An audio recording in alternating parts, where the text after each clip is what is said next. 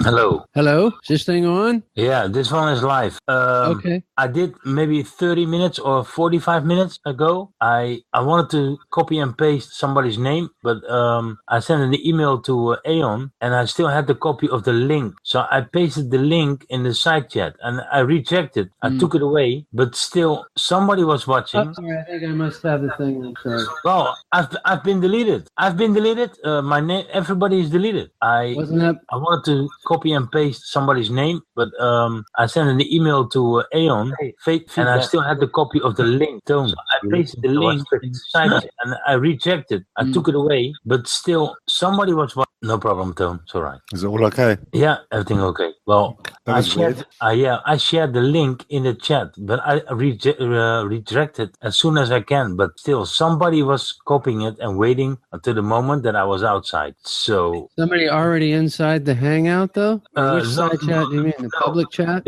No, they only have to copy and paste the link. They don't have to join. They can put it in their URL and then go. They are already added in the Hangout then, and they can delete all the names, everybody who was in the call, and it's gone. Luckily, I'm outside and I was watching the chat, and I thought, what? I saw a blue, how do you call it? A blue man, blue avatar. I don't know what you call that guy, the blue man. Yeah, a blue avatar. I don't get it though, Vinny, because you only give out the links to people you know. So how do they get that? I'm still not. I posted it in the side chat. I copied and pasted somebody's name, and I wanted to send the link to Aeon. Oh, okay. So I copy and paste the link. Yeah. To send the link to Aeon. But when I wanted to copy and paste somebody's name, I clicked on the chat, and I did not do that on purpose, but I shared the link. Oh, okay. In the chat. So I took it away as fast as I could, but somebody was just waiting for it. He copy and pasted it and just waiting for an hour or maybe a half hour. Yeah. Sniped the whole thing. Jeez, man. It's already done now. Oh, wait a minute. I see some messages. Thank you very much. Okay, I know enough. Now let's go on. I don't want to. Thank you very much, everybody, for the. I know now who it is, so thank you very much. Oh, cool. Yeah, good, Vincent. Yeah, man. I mean, this thing is like, it's just, apart from being a pain in the arse, it was funny every now and again, but it gets monotonous. Tiresome. What's that, Dave? I said it's tiresome. They're just trying to wear us down with that shit. Every time they get a chance, they just come in and shut us down. Yeah, well, I will never. Well, this was the first time I shared it in the. Yeah, that was a rare event. Yeah. I wanted to post somebody's name for like, hey, Aeon, I sent you the link, but I copy and paste the link and pasted it in the chat, and somebody saw it and he pasted it.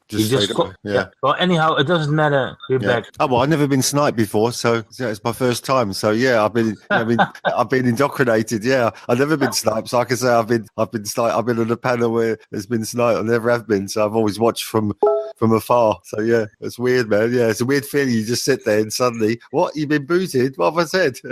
Yeah, that was really weird. I was outside and I was watching the chat sometimes, and I thought, hey, everything was okay, and I wanted to jump in and say, hey, hello, Tone Overdrive on the panel, everybody on the panel, nice to see you all. And then I clicked again because I'm setting up all the things for the sun tracking. Yeah. Because I'm in contact with Antonio, and we wanted to do the sun track. Maybe, not sure, but I'm setting up all those things. And I was watching again at the chat or the watch page, and it was gone. I thought, what? So I jumped upstairs, and everybody can join now again. I sent the link to the normal people. I will not be sending the link to the Hangout. Yeah. Everybody can just jump in, and you cannot be sniped at this moment. Nobody. It's a sunny day here. Should be good also in Rotterdam. It should be sun's out because it's sunny here. But they've been chemtrailing already. I was lying in bed from about 5:30 this morning. I noticed, and the whole sky's just been filling up. There was like crisscrossing to my north. Yeah, to my It was been chemtrailing like crazy, man. Yeah, they are. It's a beautiful day. It's totally clear sky, and the only thing I can see chemtrailing. Chemtrail. I can see them spreading out as well. They're getting like wider and wider. Yeah. Yeah. People need to wake up to that. Even people like talk about chemtrails, let alone flat Earth, they don't even want to. They just ignore for it. They're not even interested. The average person's not even interested whatsoever. No. Even my neighbor, I told them, watch what they're doing upstairs in the sky. The whole of the street should be coming out, all looking up and saying, "Oh my goodness," and going, to the local MP and saying what's going on. But nobody will. No one will stand by you. The only thing they say, that's an airplane. Yeah. I said, yeah, it is an airplane, but it's spraying. If somebody's in a journaling dispensary, please don't stop using the journaling dispensary as a chat at the moment, because not everybody has got the notifications off. So I will hear the sound all the time. But I will send the link. I will send the link there one more time. You can all join. It's unsnipeable right now. I'm here. I'm going outside to do some sun tracking. So thanks, Vincent. Like I said, everybody appreciates all the guys you and Pete have done. Like I even said, I haven't been around for a little bit. I still watch and I still participate when I can and still comment and say, Yeah, I wanted to jump in with the phone and tell you, hey, hello, Antonio of Tone. Nice to see you again, and I couldn't anymore because I was deleted. Anyhow, I thought, oh my God, these guys are going to think it's me. I just come on there and the snipes. Horrible feeling to think that people might think it's you. It's like weird, man. No, man, it's not me. But I thought that everybody's going to think it's me. Or something like that. It's like a horrible feeling. Normally, I got this all the things open, and I can see who's joining and sniping it. But I was not here, so I cannot see it. And did not record it. But anyhow, it doesn't matter. We got legit people now here, and everybody's got the link, so they can do whatever they want. I'm gonna share the controls with you all who are right now here. You can screen share or change volumes, and I'm going back downstairs and having some fun outside doing the soundtrack if Antonio wakes up. Yeah, you're gonna put it on the stream as well. You're gonna live stream it. Why are they still? Let it go. It's okay, no problem. Are you going to show the sun track again? Are you going to show it with live while you do it? Yes, I did 2 days ago. I saw that. Yeah, I saw that. Yeah. But I made a mistake. My camera was exactly at the point when the shadow comes at the north and at noon. My camera was blocking the sun, so. I had no I'm sorry. I had no shadow. Okay, yeah. But it doesn't matter. I'm gonna if Antonio, let me check. Yeah, if Antonio wakes up and he sends me a message, okay, let's do it now. Then we're gonna do it. That's cool, man. Yeah, I can't stay for too long. I've got to go have breakfast and I've got something to do. So then, yeah. I'll pop on again sometime now. I'll stick around for another 5 minutes. Yeah. Yeah. All right. Well, just have some. I was not. Well, sometimes I did listen a little bit. I see you guys all have everybody had some fun. Yeah. So I ran back and opened a new one. It's okay, no problem. Somebody just came in the chat, saw the link, copy and paste it, and sniped. It's all right, no problem. That's what they do. That's what they do. They cannot do anything else. That's not a problem. Just have fun, and I'll be running downstairs again because I'm busy.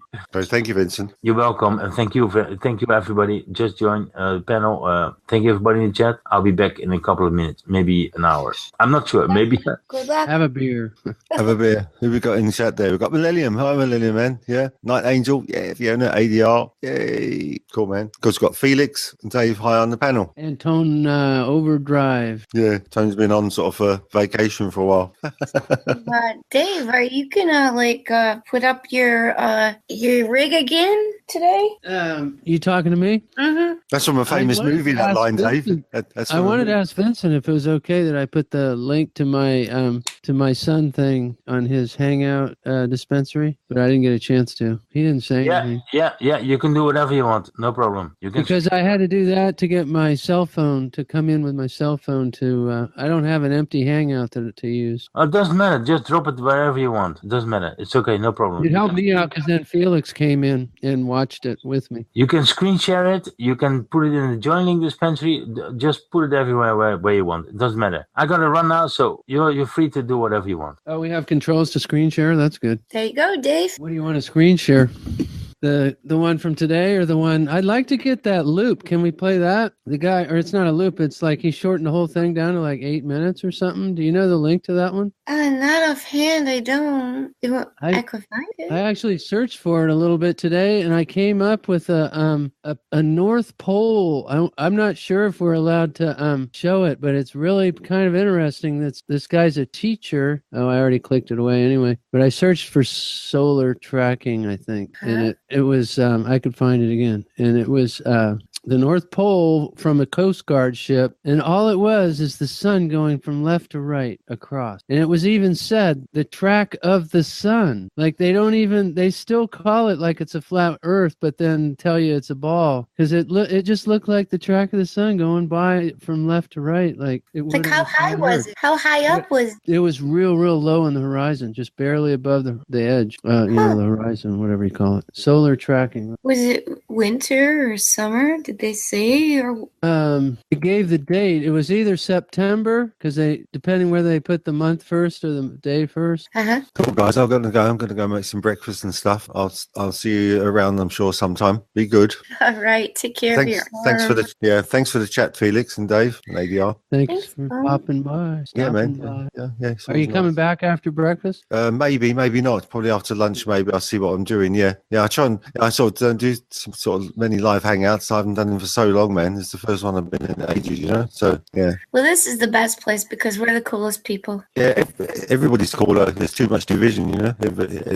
Everybody should be equal, you know. There's too much like division, and you don't like this one, and you can't because you don't like that person. You're not allowed to hang out with that person. All that has to stop, you know, because we're all in the same boat. Everybody needs each other, you know. We need unity, you know. That's the thing we need, right? You know, all this bickering and infighting and personal attacks on people has to stop, you know. It really has to stop, because otherwise it's going to be all divided community going to their own places and things, which is silly, really, because you're all under the same umbrella, you know. Yeah, that's the troll's job, is to keep everything agitated. They're doing good at it. Well, it's not only trolls, Dodd. Yeah. It's the trolls. I think we don't even need the trolls, because what I've seen over the past like 5 months, we do it ourselves, people, you know, because they just can't respect other people's opinion. You know, we just divide ourselves into it's like infighting. It's because you don't like that person, then because you like someone else, you're stuck in the middle. Who do you hang out with? People think you cross, you don't hang out with them, but you don't. It's like it's all gone. It just gets out of hand, and then all these divisions come, and it's just pathetic, childish. And we all need to sort of grow up and say, you know, just stop personal attacks and just respect other people's opinions.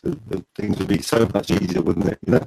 Well, that's why I like working on projects and having common goals with people. Yes, it's nice. Yeah, I think it's wonderful, man. You know, I think it's good. I've always supported like the 24 hour. It's really hard, you know. It's and then in the times that you're not doing a project or research or something, I mean, you can research in between, you know. Yeah, nice, man. Yeah. I still watch all the hangouts, and I'm always there. I'm always listening and seeing what's going on. I've been on Discord a lot. That's quite nice. We have a lot of people on there. It's really nice. And then we just chat. We've got a music room. We've got a jam room. We've got a music bot. I do DJing on there, and it's nice and fun. You know, it's just something different again. It's not the same as a hangout. You know, never be the same as a hangout, because people like the hangouts. So, excuse me. I was watching the watch page downstairs. I came back, and somebody screen sharing something is not Creative Commons. Okay, I'll stop. If you screen share something, search for it and then click the filter and then Creative Commons. Then you can screen share it. But even without the sound, please. Even without sound? Okay, I thought since it was a teaching thing, but I guess it does say standard. Just look for Creative Commons, and sometimes, you know, it's even that bad. Somebody makes a video Creative Commons, but they put in a song from The Doors or a song from the Rolling Stones or whatever band. Yeah. They make it Creative Commons, so you think you can play it, but the sound will catch up and by the algorithm, and then we still get a copyright strike. So yeah, that's not I'm glad you stopped me. Sorry about that. Doesn't matter. I was watching. I run upstairs. It doesn't matter. It's okay. You cannot know that. Hopefully it wasn't bust. No. Otherwise, I get a notice here on the right side. I get a notice stop streaming. It's all right, no problem. But I put the link in the side chat for anybody everybody. It's a weird picture, sun from the North Pole. All right, great. Thank you very much. But if you want to screen share something, screen share your own stuff or something that is Creative Commons and then play it without the sound, please. Okay, I'm going to run back down. Otherwise, I've got no connection anymore. See ya. Yeah. Right on. Okay. Thank you. Thanks, Poor, Vin. poor Vincent up and down the stairs. Oh no, what they done now? I guess I took a chance on that, but they don't want anything that's not create. I got it. Because a lot of that stuff people play, just other people's videos or whatever. Nobody says anything, but it's possible that guy, that teacher could go after you because it's a standard YouTube license. Yeah. They just don't want to take the chance or whatever. Yeah, you guys should know all that now, though. You've been doing it for long enough now. Yeah. I have played movies. I played the Trip to the Moon. It should be Creative Commons, but what I did was because it's what do you call that? There's no rights to it anymore. I lost track of the word. Think about this. When something's so old, nobody has a copyright onto it, right? So full screen share without the address on it. It's already in public domain. You see? Yeah. Something that's in public domain. It doesn't matter who posted it.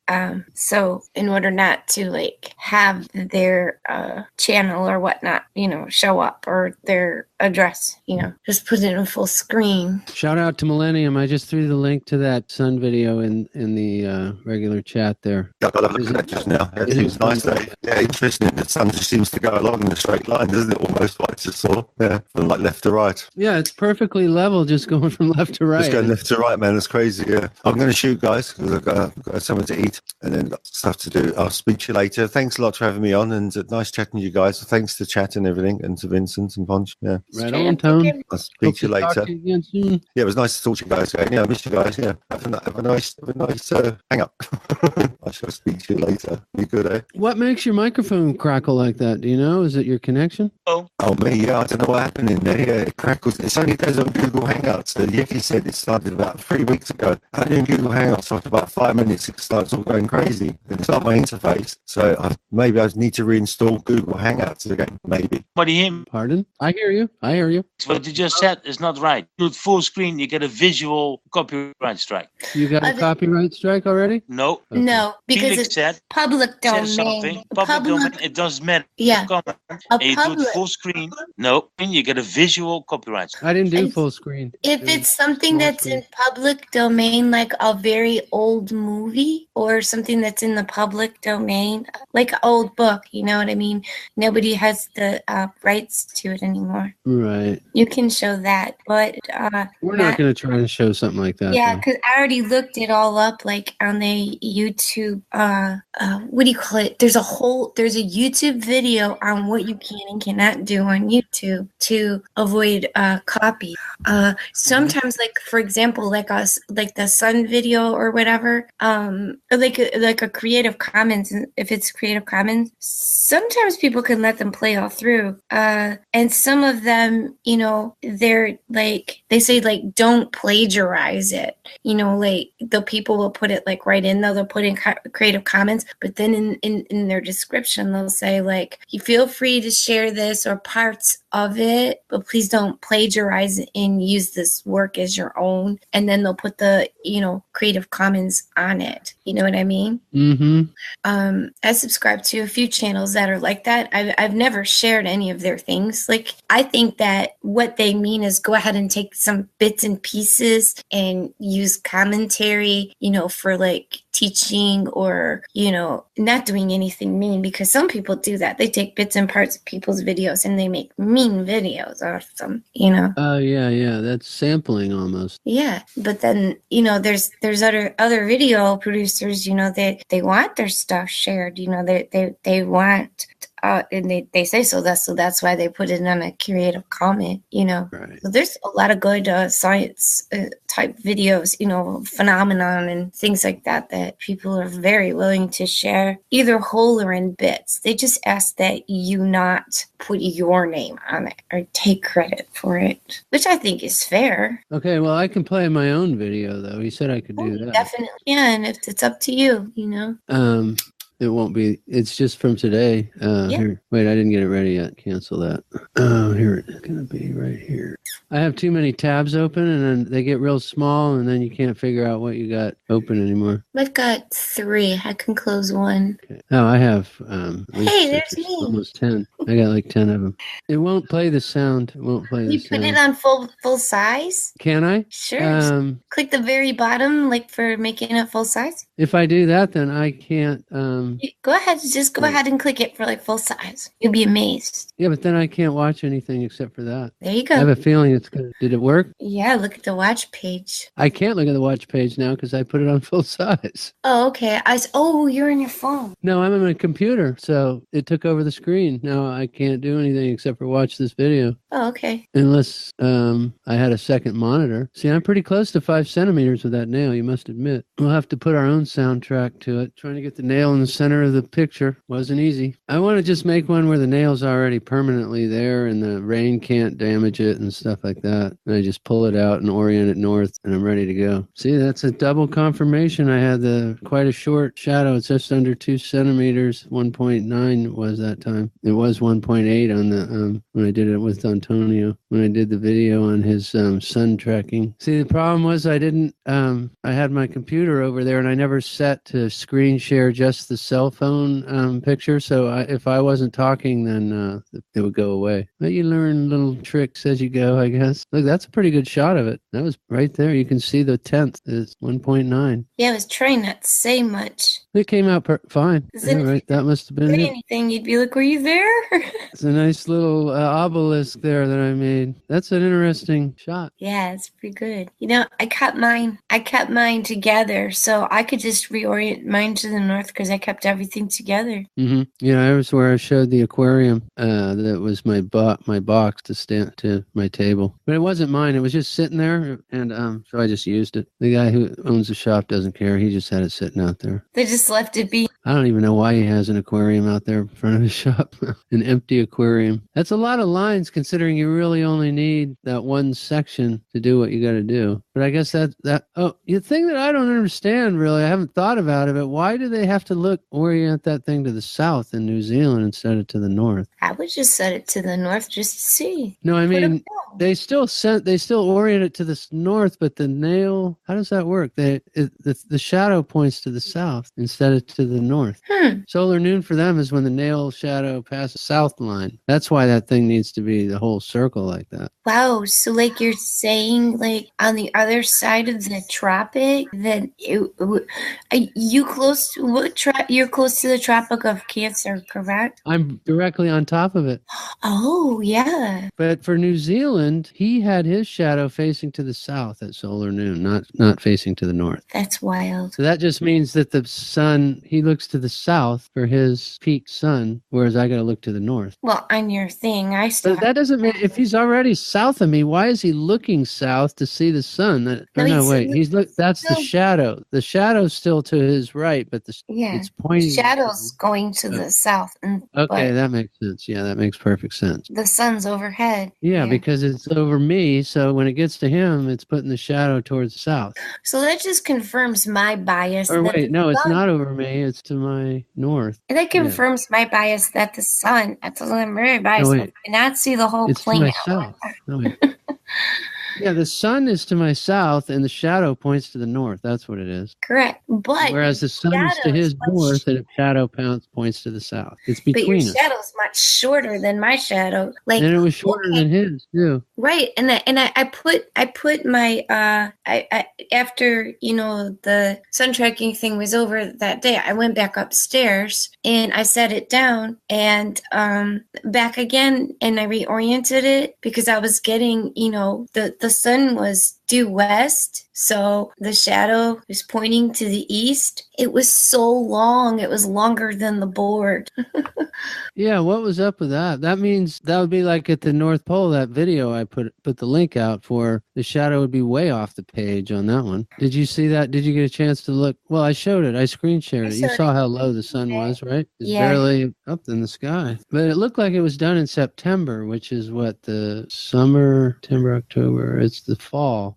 fall equinox. Hmm. I think that's the end of the video. But now we need to find a link to that, the condensed one. Yeah. Anybody knows the link to that? Well, I used my cell phone. So if I do something like leave it there for a while to watch it go around, I would have to probably like grab the Wi-Fi and plug it in upstairs into the wall because I have DSL. So I could just plug that into the wall there, the phone jack, and then run a cord to the power to my phone, so my phone doesn't run out of batteries. Because before, when I did it on the roof, I was off of the Wi-Fi, so I was using the my cell service, which I really don't like to do very often because it uses data. I know. I got a data warning the other day. I was down to 12% of the. No, I had 12 days and I was down to 10%. So I could do that, just rig something up with a C clamp for the phone or whatnot, and just let it sit there. Yeah, I guess a selfie stick has like a little clamp that clamps around the body of the phone. I don't have like a clamp or one of those things for my phone. I don't even have a case for it. I don't have one either, but it's a good way. You need some kind of holder for the phone, though. That maybe I could rig it to my tripod with a C clamp. I just solve everything with tape. I would just use tape. Tape. Because you could get some sticks and some tape and sticks and tape. Yeah, a fine tripod. I can level my tripod too. Because the roof isn't totally flat. It does have pitch to it. It can't be perfectly flat, especially if you get a lot of snow, right? Right. Yeah, it's got a good pitch to it. As a matter of fact, where I was sitting, did you see those letters that I had at the top of the board? It said flat on it. Well, that's cartoon it's from my letters. Green alphabet board. And I had to use, it took exactly 3 letters stacked on top of each other to the north side of my board, to make up for the pitch where I was at. To level it, I might find something different than the letters. So I don't want to lose them.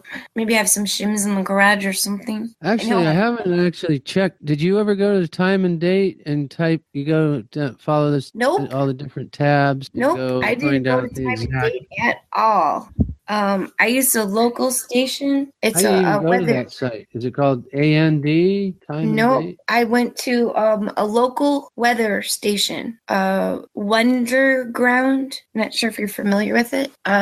They provide astronomical data and stuff like that, but the station is local, so it gives you your barometric pressures and stuff and all that. And that it could have been like on because it said 44, but I'm kind of at the end of the time zone. I don't know, it might, you know what I'm saying? I'm at the end of the Eastern Standard Time Zone. I'm like not far from like where the division is into Central Time, like Chicago. It's only a short drive. I went to time and date. It says that the sun altitude was negative 62, and I remember 0.8, and I do remember reading 63 on the paper. And then the next solstice is June 20th. It says the distance of the sun, 92.711 million miles. See, that's why I went on the local station, and I even said I said the call letters for it too. Do I have to go to another step to find solar noon now? What's the next step? You're fine. No, I wanted solar noon. I found the town, and it says sunrise, sunset, and day length, but that was under sun calculator. Well, I know the position. I know the position of the house because all I have to do is there's a file on my desk. All I have to do is pull the file from the closing papers from buying the house. And I'm trying to find the solar noon daylight. I'm going to have 12 hours and 12 minutes of daylight. You can test that too by, going on because there's the twilight, civil twilight, the sunrise time. You know what I mean? There's all these different times. And then it goes opposite, when the sun goes away. So you have twilight, civil twilight, and sunset. Yeah, that's all. I'm looking for solar noon. I got lost in my navigation process. It's just giving me sunrise and sunset. There's another tab that I need to find somewhere. Sun and sun calculator. I went there, and then from there, where do you go? I don't know, but does Wonderground, can you get Wonderground? Get Because it? all you do is you type, I just type my town and my zip code, and then in the search, then you just type Wonderground, WUNDERGROUND. And then it's going to give me the solar noon for my town? Yeah, if it works in Hawaii, if you have a station near you, because it all goes on stations. So it's kind of like if you want to set up a weather station. Oh, here it is, solar noon. I found it. Okay. Yeah, you could do it in your yard. March 21st. Yeah, it was. Oh, they said it was. Yeah, going to be at 12:32. It's supposed to be at 12:32. Also today when we did it, and tomorrow. So it's the same for 1, 2, 3 days in a row. It only changes 1 minute every 3 days, according to this website, and it's telling you that in the next column, the sun is going to be 92,000,698 miles, and then the next day it's going to be 92.725 miles away. Right. That's why I say try Wonderground, because they don't have any nonsense like that in there. That, well, the moon's this far away. No, the astronomical data that they have is actually like what your, declination and elevation and all that stuff. 70 degrees, they're saying, is the angle, 70 degrees. And what was that's pretty, I think it was like 68 on that paper or something. Yeah, so that's how you find your solar noon. And it's today, what time did I say? I think that's about what time it even said, what we said. Did you say 122? Or 123 or something. Yeah. Okay. I don't know. I could watch the video. I still have it up. But we can't hear the sound when I'm presenting it because my you got it muted. Computer doesn't play the sound when I do a screen share. It looks like it's muted. It's paused right now. Hit the unmute button. It's not muted. I mean, like I said, it just won't play the sound. Hover over it. Oh, it is muted though. There you go. I think I have to change the studio mode too. What did I just do here? I went to a different video. Are you hearing it? But are you hearing it through my mic? A little bit. What would be interesting is to know how much time goes by from one point to the next. Because when I first took mine up, it was at about about 310, 320, somewhere over there. Kind of like where that, line goes between 310 and 320, 315. And it was like right around there. And it took quite a while for it to get to the high noon. I kept running outside like, how long does this thing take to move? It's that watch water doesn't boil thing, because it seems like it's taking forever. And then right when it passes by, it seems like it goes so friggin' fast. Oh, yeah. It's like epoxy. When's it gonna harden? I've used epoxy. That's one of my... It's one of my favorite smells. It's one of my... No, I wear a mask, but it's one of my specialties, composites. Yes. Use epoxy in those composites. That's what race cars are made out of, and airplanes, and a lot of boats. The better boats are. Smellers. They use carbon fiber and epoxy. Yep. On the real expensive shit. Otherwise, they just try to injection mold some other cheaper shit. Well, I told you. I think Corvettes might be made out of fiberglass. I don't know how they make Corvettes anymore. Originally, they made them in a mold like a boat out of fiberglass, I think. Yeah, I think they did that. Oh, we're going to get sniped. We're talking about Corvettes. Oh, geez. No cars. This is only talk about surfboards because water is flat and roads are flat. But yeah, so it actually occurred earlier today. If I had everything lined up right, because we said it was 12:24. Yeah. And in the book that we just looked at, it said 12:32. Yeah. Or the chart or whatever. And last time it came later. So I don't know. Probably the second time was more hasty, and I don't know. We watched it for quite a while. It was pretty much the shortest shadow when we timed it. I don't know. There it is. Now I got to just keep doing it all the time and find out. Like, you got to repeat it enough to find the pattern and, to make sure you're doing it right. Yeah, I might do it like every few days. Maybe I'll check it like along with moon phases or something. Like. My first step is to get it mounted permanently on a board with the center nail permanently in there. It's kind of going to be dangerous though that way. A nail sticking out of a board. At least I have the nails cut off. Yeah, what I did, like I used I keep thinking turbine about that. Hold on. I'm trying to name it. I used an epoxy goober, and I put that on the bottom of the nail. It held and it hardened, but like I said, while I was out, when I was out, there was a gust of wind, so it knocked it. It just flipped the paper like it did yours. So my nail dislodged, because paper is not going to hold with epoxy. You know what I mean? So, it will temporarily. So I taped it, and then my tape got all kinds of epoxy goober on it. Oh, wow. Did you ruin your roll of tape with epoxy? No, it's just the tape that I put around the base of the nail. It got like epoxy boogers on it. This didn't look as pretty as it did when I first put it together. I ended up like using a ton of tape. I started taping, and then like the poster board that I had the compass on, it started to like flip up from the board. So like even though I had it taped, it was still like wind was getting in between the main board and in the backboard. It's like moving around, and I'm like, oh, this can't happen. So I just grabbed my square and I threw my square down on top of it. Because that's how I oriented everything. I used the compass, and then I took to the center of right exactly on the center, and then right along that 90-degree line, and then I ran it up, and then I made a dot, and then I put my compass on the center of that dot where it was sitting. And even though it's like a suction cup type of compass, I put tape under it, double-sided duct tape, and I made like a little loop with it, and then I slammed it down on top of the duct tape, and it held it really nice. I didn't shift at all. What's double-sided duct tape? I don't think I've heard of that. It's really weird. It's duct tape, right? So you peel it back, right? And then you cut it, and then you just like take one side off and the other side off, like sticker, like sticky back. But the sticker's on either side of the tape. It's really bizarre.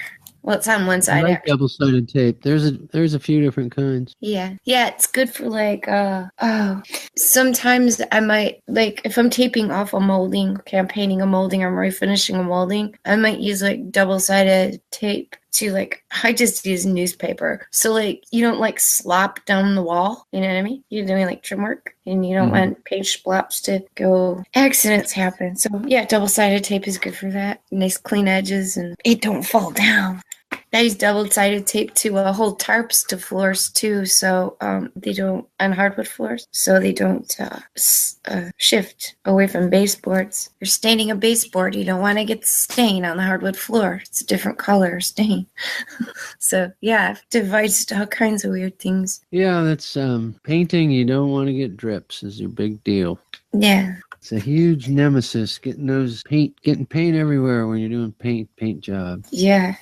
Well, first you go and refinish all the wood, strip it, and then stain. Same thing with stain. Stain's even more touchy. Generally what I do, like to make sure the moldings are like nice and tight against the walls. First you strip them. Then if there's any chipping of paint or anything like around moldings, tape the moldings up. You don't have to like be perfect about it, but fill in any of that and smooth it out.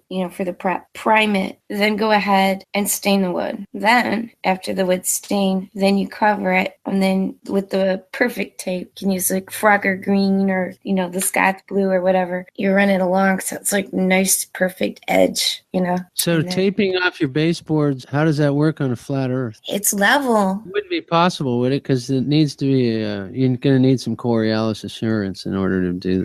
Yeah, I should. Yeah, Coriolis insurance. Yeah. I know. I can sell you some, actually. Do you got money? Is it like when you're sitting on the floor for so long and like you're like stroking out the baseboards, and like you're at kind of a low altitude on the floor there, you're kind of working hard cleaning the wood up, getting all the old varnish off it. I've even used paint guns, heat guns. Oh, and then you stand up really fast and you get dizzy. Is that Coriolis? That must be what it is. Yeah. Yeah. Or your blood rushing to your head. Is it Coriolis when you stand up too fast? Yeah, I hate that fainting feeling. Are you like meditating and the phone rings? Like 10,000 spoons when all you need is a knife. I was just thinking of that song earlier because I was looking for a screwdriver and all I could find was wrenches. All you're looking for is a flathead screwdriver and they're all coming up, Philip. Yeah.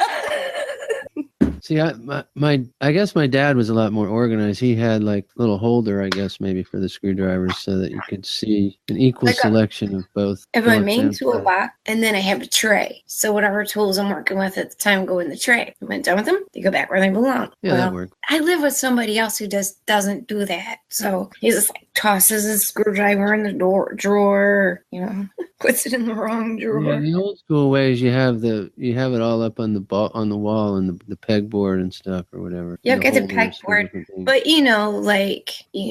sockets and stuff like that. You like put the socket back. It's got a fitting. Put it back on the fitting again, and then it's like, well, where is it?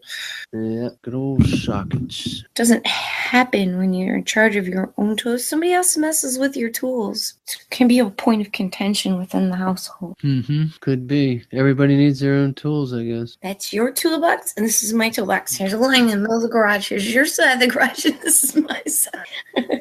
Oh, shit. At least you have a garage. I don't have a garage. 3-car, and it's deep, too. So, I don't know, my garage is larger than most people's houses. Sometimes I feel bad. But, you pull a car in, and they're still probably about a good 8 feet. Deluxe. I think my dad had a 3-car garage. Or I guess it's my mom's 3-car garage now. There we go. We got a new... Hey, there's Flat Truth. He's the guy who has the video that's yeah, he's the guy that we needed to talk to. Yeah, look at that. Hello, people. Hi. How you guys doing? All right. Good. Fine, you have your thank watch you. page off? There we go. Okay. I can hear Brian now. Walsh says he has a lovely moon. So what are we all talking about today? We were looking for the link to your video that you condensed all the solar noons. Mm-hmm. Well, let me see if I can put it in the side chat. Put it in both, or I'll put it in the other one if you put it in one. Sure. If you want to, if it's not a problem, if you want to play it, you can. Vince said that's all right if it's all right with you and it's yours. And so long as there's no music or anything copyrighted in the background of it. Right. Yeah, I made one without the music. I actually tried to find it today, but I don't know if you had no flat Earth tag on it or what. But I tried a few different tags and I never found it. I don't know. For some reason, my channel seems to be hard to find. Isn't that weird? Yeah, you type it in and it doesn't show up. They don't like me. I think I'm the only me in the United States, but out of the United States, there's other Felix Siams, like in the Philippines. I know my name, playing words. That you're just your pen name? Yeah, I'll always know you, Felix, because you have your own personal water tower. I know.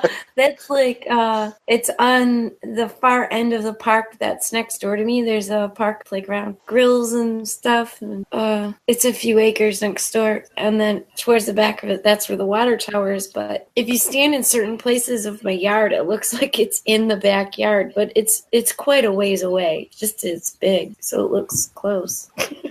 There's actually 2 towers. There's one here, and then there's one in the industrial park. Okay. I shared it into the Hangout. They don't get the artesian well. They just get the groundwater.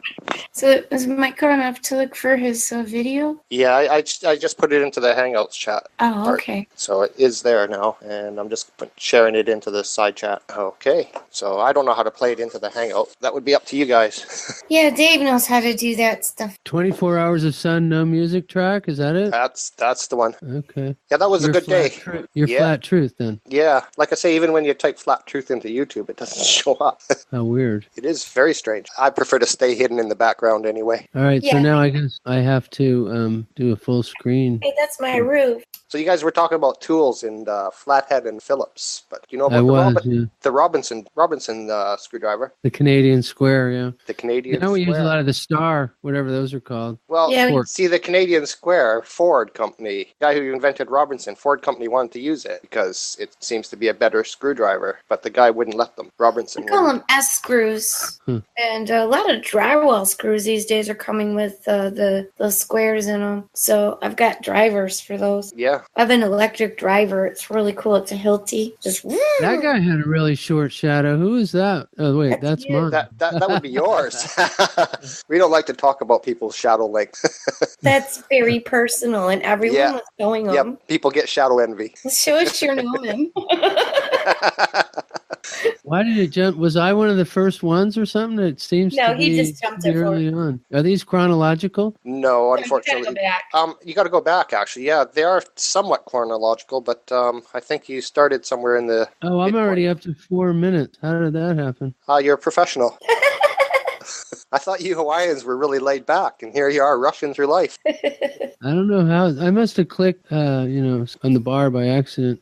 Does this look right? No? It's people talking mostly. Yeah, that's what it'll be. It'll be, yes, there's where it starts. But we I got didn't no, want to. got no sound here. I didn't want to show I didn't myself have- and talk. I just wanted to get it out there and make sure that they caught my measurements and get out. So what does this represent? His location? Ooh, No, pretty. you'd have to hear the talking, because what I did is I put certain people in at certain times because of what they were saying, too. Yeah, he just cut Oh, out the you did gobbledygook. an editing job? There's one right there. Yeah. See, the first two, this is, that was the very first one, actually. That was down in Vince's, I think. Isn't Birmingham. No, Birmingham actually came up first. Oh, and then, okay. Then Vincent's, because his came up at 11:56, and then Vincent's came up at 12:01, and then there's Vinny's came up now. You can see that Vinny's shadow. Actually, you didn't see Antonio's shadow but his was 5.4 or something, and you can see that Vinny's was 6 there. So that means he's further north, definitely, because his shadow's longer. No, because if you take the curve into account, What curve? further north. No, the curve of the shadow turning on into the a comedy show, plane. Dave. The curve of the shadow on the flat plane is what I was talking about. Yeah. So Because the sun going by would possibly make a curved shadow, so something that's not further north and south, but further east and west might not. Yeah, Like see- something that's further east might hit later because of the curve or something. yeah, but high noon will always be the shortest point of the shadow. Yep. So it's like your shadow was so short because the sun's sitting right above you, pretty much. Whereas because the sun's sitting above you, anything north of that will have a longer shadow, and anything south of that will have a longer shadow. Right. So it checked out. I mean, both models work on that Yeah. as far as some of the stuff. Well, they say that, but really, the globe model doesn't That's why I work at said all some of it. because it would be all your angles would be slightly off because you'd be on a curve. Yeah. So all the angles were slightly off. Are we And finding that they did match or they didn't match to the Oh. official story? well, they don't match. Nothing matches to the official story. Right. Especially on the south when date and time and everything is out by half an hour. That says that everything is expanded in the south. Everything is expanding because it's off by a half hour. Uh-huh. Yeah. Well, that would be my impression because I've always been looking for some proof of that it really is further around out there. yeah, because you're like on the spokes of a wheel. The further out you get on the wheel, so it does make sense. But Makes we need perfect more. We need more data points. Is what we need. We need a consistent, like every hour. We need somebody on that hour spot. Yeah. And another thing is, because time zones are so many miles away from each other, Yeah. and so there's such thing as your local mean time, which mine would be, I could be talking to somebody, Tony or Carl or Larry. Hey, it's dark there already, it's dark over at Jibby's house, and it's broad daylight here, and it's the same time, Yeah. Exactly. And I'm only an hour drive from Chicago, so I'm at the edge. So I could, I think the more that we do this, and the more people we get involved, our data will get much better. And we need to, I think, get something a little more consistent. Like I was saying to Antonio, we need like a plastic tray that has a compass and a level already on it that you set the sheet of paper right onto that already has a pin, so everyone gets the same platform to use. And if we all have the same you platform, need to do is have something flat, have that compass sheet and a 5-centimeter nail. yeah. But people argue things because they'll say, "Oh, well, it's not perfectly consistent." It's just to eliminate any argument. Yeah, I have my own tools, and they're probably a lot better than some that other people have. Yeah. Well, that's what they'll say, well, his wasn't as good. But once you get enough data points, if you get 1,000 people that we're all doing it, then you get 1,000 data points. somebody's got a leveled board. It's very simple. Somebody right there has a leveled board. Yeah. Pointing due, north from their compass, and they got 5-centimeter nail, and here it is, and see ya. See, my thought is you don't even need a compass if you're tracking before, so the sun's going down and you get to the shortest point of your arrow, then you'll see when your shadow starts to lengthen. So you know at that dip, that's solar noon. You don't even need anything to tell you when solar noon is. The chart itself will tell you when solar noon is. I use the compass to orient my board to north. Yeah. Compass, Yeah, that's because we're only picking one point. Yeah, an actual compass. I use the compass to measure. It has tips, very sharp tips, and I use to measure how long my shadow was. And then I put it up next to this half of a protractor because it is centimeters. Oh, this guy was great in Latvia. He was fantastic. He said there's about 200 people that he's in touch with in Latvia alone that are all flat earthers. Yeah, and that was brilliant. Yeah, there's a bit of a language barrier, so as long as somebody can translate, Sergey, he can translate. If there's people on survey, we've got. Well, it'd be nice to get some people in China. I can speak a bit of Chinese, so that's all right. That would. So people in Philippines and you have China, or maybe somewhere like out, in like Kazakhstan or something. Yeah, or somebody right at the southern tip of South America too. We got southern tip of Africa, so. Yeah, is it Tierra Argentina? That's pretty close. Yeah. Bottom there. That would be a real big help to have somebody in the very south of Argentina and somebody in the very south of Chile, possibly on the coastlines, or close within 100 miles of the coastlines. Yeah, that'd be excellent. And somebody where the globe changes. So when we take the globe and we split it into this flat Earth, Samoa is a very important place if we can find somebody in Samoa because that's the point that it splits and kind of fans out. So you would know if it's fanning out. And Samoa is also like an American, let's say colony, but it's kind of like Puerto Rico in a way. It's American Samoa. They have their a territory, I think. Yeah, exactly. Yeah. American Samoa is actually a key point because that's where it's when we take the globe and we put it into a flat Earth. That's where it changes. It's got the weird stitching. The stitching. I think Antonio and I were laughing about the stitching like during last fall. Looks like it's stitched together. Yeah. Well, is that also? I have a friend up in Alaska who could possibly do that too. In Seward. Yeah. Seward, Alaska is great. Been there. Yeah, Seward. Seward. And then his she's my friend too. Her family lives out into the Bering Strait. Oh, that'd be great. Yeah. So yeah, it's just a matter of us getting together and slowly. Well, obviously it's working because we're building up more and more people anyway. So. And I wouldn't be afraid to approach somebody that is into flat Earth, or not the trolley kind of people, or the assholes or anything, but somebody who really doesn't or hasn't like really maybe might know a little bit about it or whatever. Just get somebody else who's to get involved in it. Well, I did that with a couple. I assaulted a couple people in Australia. I said, "Come on, I just want you to do this little experiment for me." And they said, "What it's for? What's it for?" And I says, "Oh, it's just a little experiment. We're just tracking the sun." So, yeah, they're not flat earthers, but they're going to be on board next time. So that's good. Yeah, there's nothing wrong with it. To say, look, we're conducting an experiment, and you don't even have to you can mention, there's some people that, think about, a flat earth realm, and there's other people who, still think are in a globe, but we're finding inconsistencies, with maps and dates and times. Would you be interested in joining us to, get these things together? Because, so many people are depending on GPS to take them places, the ground positioning system. Yeah. I still haven't used any of the sat navs. I don't like them. I have an app in my phone, and it got me out of a place when I was lost. I just turned it on, and I got lost here. I was already I passed the Ohio border, and there's no signs there to tell you you're in Ohio. Nothing looks different. It's way out in the country, I'm like, oh wow, I overshot myself by about 12 miles. I'm just driving around looking at barns and silos and cows and sheep and cornfields. Yeah, but you find out the right way. You find out so much more when you just do that. If I know where you're at. I never get lost. I just get delayed.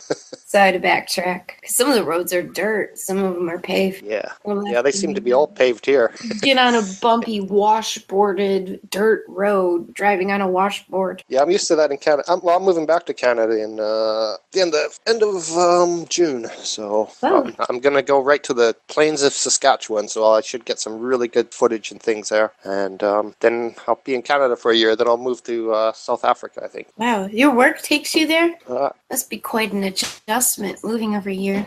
Well, I've been in England now for 15 years. Oh. And I lived in New Zealand for a bit, and yeah, I just like being different places. Did it feel different in New Zealand? Like feel different? Oh, New Zealand is it's weird when you're looking up at the stars in New Zealand because you get used to the stars in the northern hemisphere, and then you start to look at the stars in the southern hemisphere, and you feel completely lost for a bit, but you do adjust. And I don't know, things just have never ever seemed right on a globe. The globe never ever felt right. No. For some reason, knowing that just knowing that water is always flat. I mean, that's simple as that. Water's flat. It doesn't pick and choose when it curves. Nope. It runs down slope. It squeezes through cracks. It goes however to seek itself, to seek its level. Even if it's forced up, by heat or other actions, it's forced up into clouds eventually. It's going to come back to itself again and seek its own level. Yeah, and then finding out, looking at air and how air moves and everything. Air behaves just like water. Water seems to be pretty protective of itself, though. It will reject water, whereas water can be in air, and air doesn't seem to really eject water. It seems like water wants to go back to water, but it seems water rejects air, and air doesn't really reject light either, whereas, the deeper you go with water, it gets darker as it gets deeper. Yeah, so the water above us must be really deep if there's a firmament and there's water above. See, I don't know. I don't know what to think. All I know is it's like I've said to somebody about 9/11. Once you know something's wrong, so we know that something's wrong with the globe, that's all you need to focus on. Something's wrong with the globe. We don't know what the answers are, but we'll search for the answers. We just know from, basically, every human culture has an explanation for dark and light. So we know there's daytime and nighttime. So there's nothing unusual about that because it happens all the time. It's just the sun is within the vicinity. It's bright. If it's clouded over, just gets dispersed everywhere. Yeah, it does. Yeah, sometimes it's brighter. Sometimes it's brighter inside the house. Because I got some north-facing windows. If it's cloudy out, sometimes it's actually brighter in the room than when it's sunny out because those windows are in the shade covered over by a porch and the other part of the roof of the house. So on a cloudy day, sometimes it even seems lighter inside the house. Yeah, I know what you mean. I have like where I'm moving to. My friend lives in Saskatchewan, and he gets real poor signal. And one day he's getting a really good signal. I says, "I bet it's cloudy out." And he goes, "Yeah, it is." And I says, "Well, because everything's bouncing off the clouds, you get a better signal. People think when there's clouds out that you don't, your signals get worse, but they actually improve because they got more surfaces to bounce off of." It's absolutely true, and that could be a very good reason why there are certain sprays that are hooked up to airplanes and they spray out metallic particles. Some people think they're coming out of the jet engines, but a lot of them are just hyper sprayers. Air shot through them. I never thought about that. That could be it. They try to improve the signal in certain areas at certain time. Because all right, have you ever heard of Eric Dollard? Oh yeah, I love him. Okay, he was talking about how his thing is what he does is measure the sun. He measures it, okay, and makes a correlation of how it affects the grounds for earthquake prediction and also for broadcasting. And he had mentioned in one of his lectures that the sun is like losing power, or like it's not pumping out as much plasma as usual. So that affects the ionosphere and it weakens it. And he had mentioned, how, there's a time, I don't know, probably like about 20 years ago, where it was almost impossible to use shortwave radio because of the lack of ionosphere, or the lack of the signal strength. You know what I mean? It got reduced. High sunspot activity. Right. Yeah. They sure made him out to be a nutter. They've destroyed him in a lot of ways. That was that. But that's what they always do. They assassinate people's characters. Yep, that group of people went in there, and I don't know. They even put money forward to try to help him with another lab. And when he figured out what they were doing, I mean, he shut them down, and I don't blame him. Yeah, that's what they do. They try and buy your soul with money and everything like that. Yeah, so once you sell yourself out, and exactly. He kicked them out. That was just he kicked them out, and that was probably in his best interest, to have a friend. Hey, this is what's going on. They're trying to get you to work for them, or rather the other way around. Yeah, always. And if they can't buy you out, then they'll destroy your character. If they can't destroy your character, then they go right after. Yeah, then they'll destroy your labs, which that's already happened to him, a couple of times. It was what kind of labs are they? Busted What's he up doing in his laboratories? Yeah, they busted up his ceramics and got PCBs all over the place, and then he got some kind of citation for PCBs when they were contained in the first place. His labs are much. He does along the same lines work as Tesla. I have put him in the same category as Tesla, actually. Idiot. He's here with their watch page open. Idiot. That's Sergey. How are you doing, guys? Still awakened?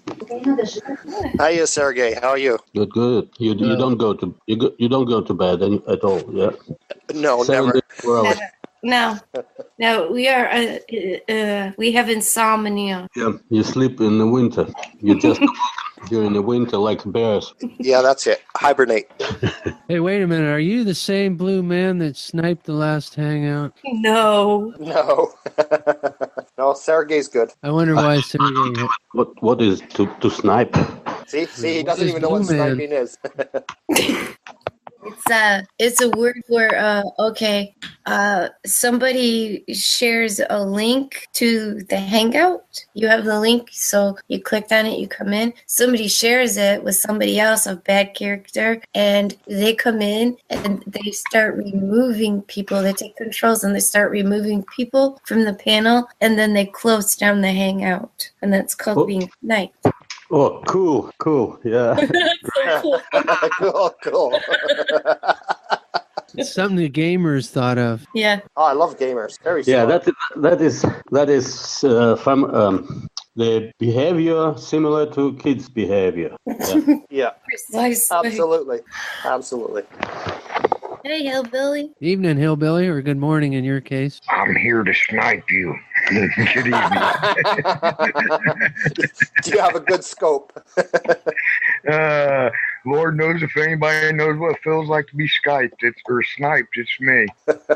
Yeah. How y'all doing this morning? I got sniped, 4 days ago, 3 days ago. But I told them that I was getting ready to leave. It was one of them that I had to shut down by noon. So about 10 after 11, I threw the link in the chat. I said, there you go, snipers. And we recorded it. Screen recorded sniping us. It's the best they got. Oh, you screen recorded it. Yeah, knowing that they couldn't resist from doing it. Yeah, I got them jumping at my schedule, man. They make bots up at my schedule. They make videos at my schedule. Oh, that's just because they love you. Yeah, I snap my fingers, they jump. They're getting paid. They got to do something, right? Yep. Well, I give them plenty of opportunity to draw a check, that's for sure.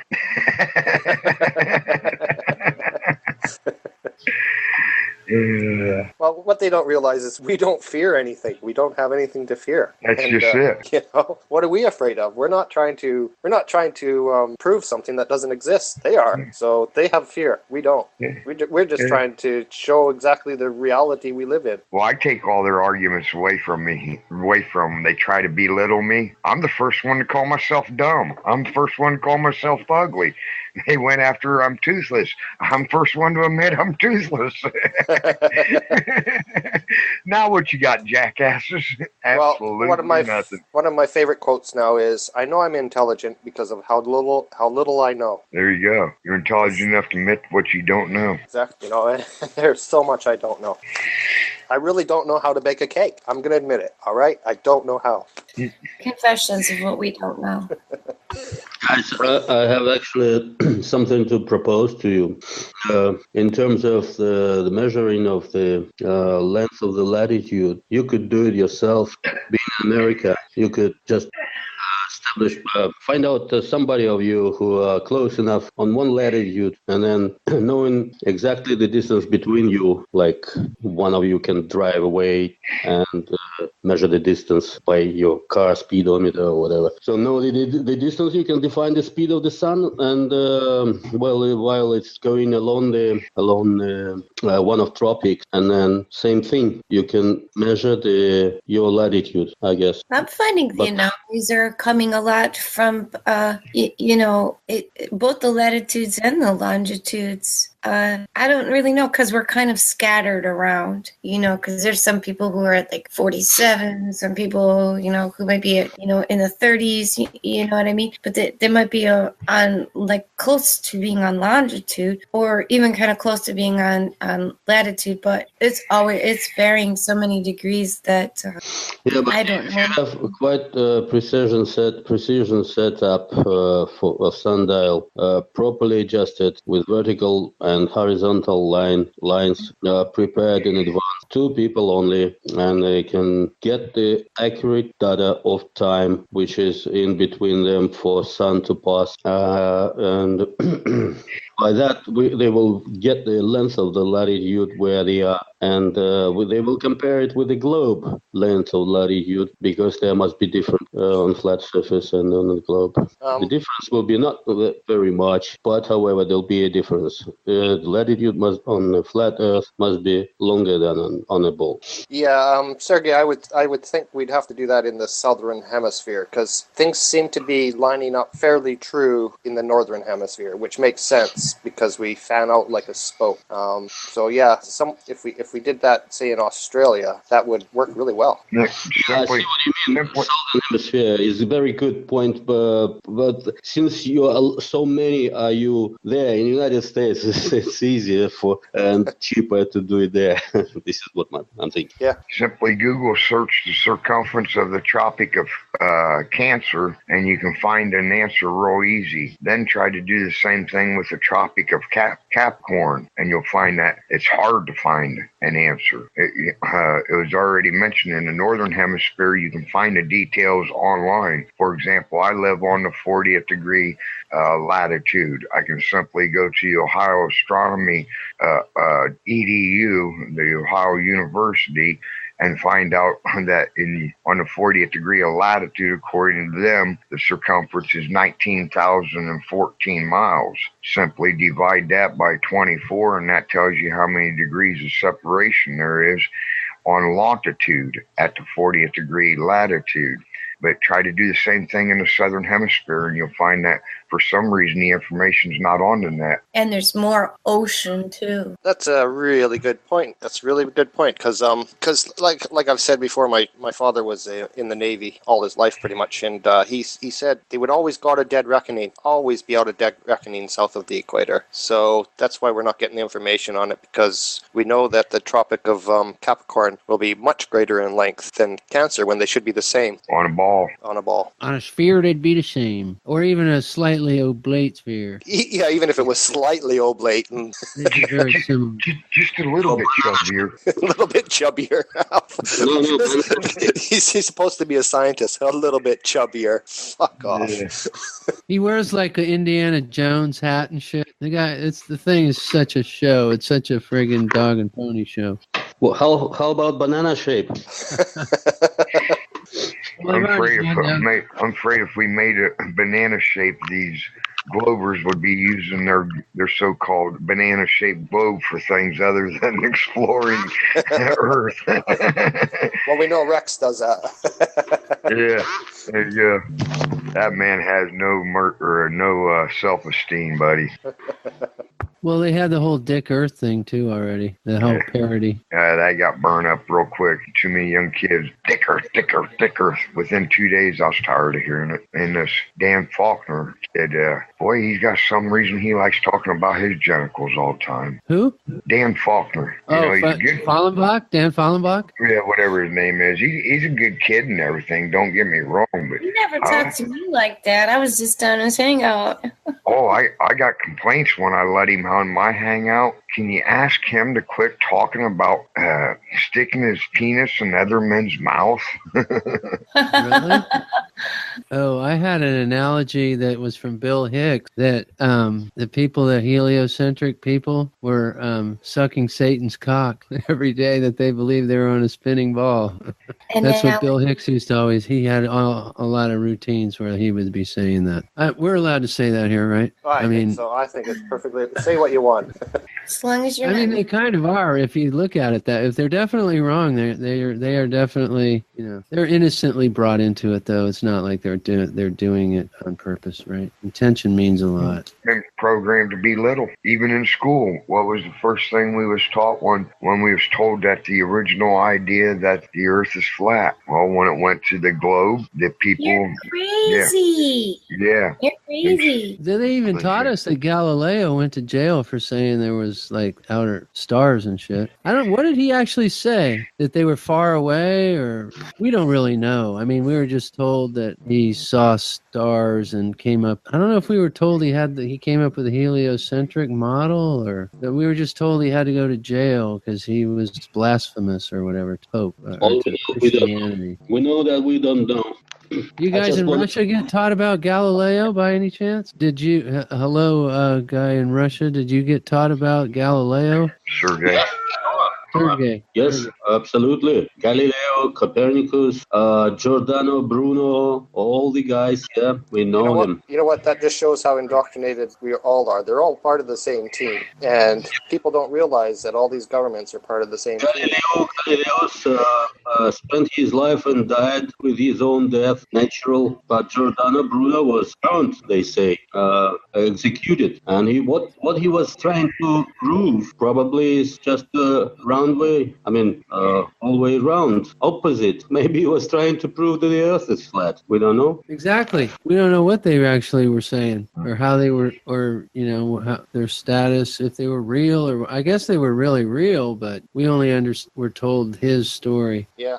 If you want to see this video that I'm focused on right now, watch what happens when this van accelerates. Watch what happens to the helium balloon, and watch what happens to the plumb bob. You ought to turn your camera sideways. We're seeing it sideways right now. There you go. See how he accelerates? The helium balloon went forward, the plumb bob went backwards. Yeah, violation of continuous motion. Yeah, so what's happening is the air is behaving just like water, and when he's accelerating forward, the water's sloshing back, pushing the balloon forward, or the air is sloshing back, and that's why the balloon gets pushed forward, because it's lighter than water. So it's all based on density, and nothing is relative. So when they say that you're trapped in a container, and we're doing things separately from outside, that's a bunch of bullshit. Nothing is relative. I don't totally agree that it's water pushing. It's just a violation of continuous motion. Therefore, stop and think about it. You experience it. If you slam on the brakes, you get thrown forward. You're not lighter than water. Yeah, but what happens though is when if you take a jar, and you have it on its side and closed off, and you have an air bubble in the top, and you move that bottle forward, the air bubble moves front. It moves with the acceleration, exactly like it's doing in this van. Try it. It's a really simple thing. You just put the bottle on its side with the air bubble trapped near the top. You move the bottle forward, the air bubble moves forward because the water sloshes back. So the air is behaving in that same fashion. We'll have to agree to disagree on that one. Yeah, try it out. You'll like it. Well, how do you explain the example that I give? You feel it. You're not dense, or you are denser than the air. I don't know. I'm just looking at the two behaviors are very similar. The behavior is exactly the same. It's one force acting upon another force. Yeah, but the plumb bob moves backwards. Oh, no, what did you say about? You do two upon acceleration. Hey? You do two upon acceleration. If you can accelerate fast enough, you get jerked back in the seat. You slam on the brakes fast enough, you get thrown forward. Yeah, but the helium balloon is moving forward. The plumb bob's moving backwards. They're both going, and he's accelerating. The helium balloon goes forward with the acceleration. The plumb bob goes back. So when he accelerates, the balloon moves forward. That's an interesting thing. And the plumb bob moves backwards. So it's definitely to do with densities. Density is understood, but okay, understood. Okay, density. Yes, we know density. There might be density. Yes, density reason of everything, every different elements or dense differently materials are on different levels, and the more dense you are trying to get lower to the Earth's surface, and then what is that force that pushes you to the Earth's surface, not opposite way. I mean, there must be some direction of the force lines, of electromagnetic force lines, or something which are making this exactly in this direction, not in opposite. Yeah, think of it as a... And that is probably the rotation of the sun is the main thing in this. I mean, if you turn something clockwise, the momentum force, or I don't remember the correct term of it, is one direction. If you rotate something counterclockwise, the force is opposite direction, perpendicular to the rotation of the...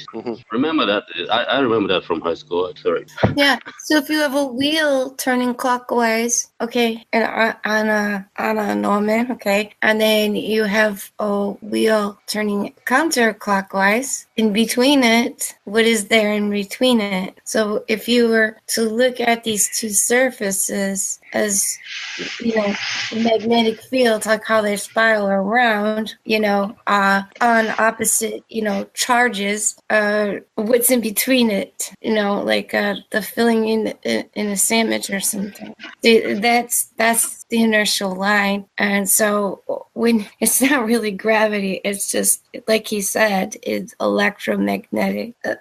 There's like a line, you know what I mean, where the water reaches its level, and, you know, we stop at a hard surface like the ground. You know, I couldn't call that gravity, but is it a force? It just seems to be like a law, you know? A law, yes.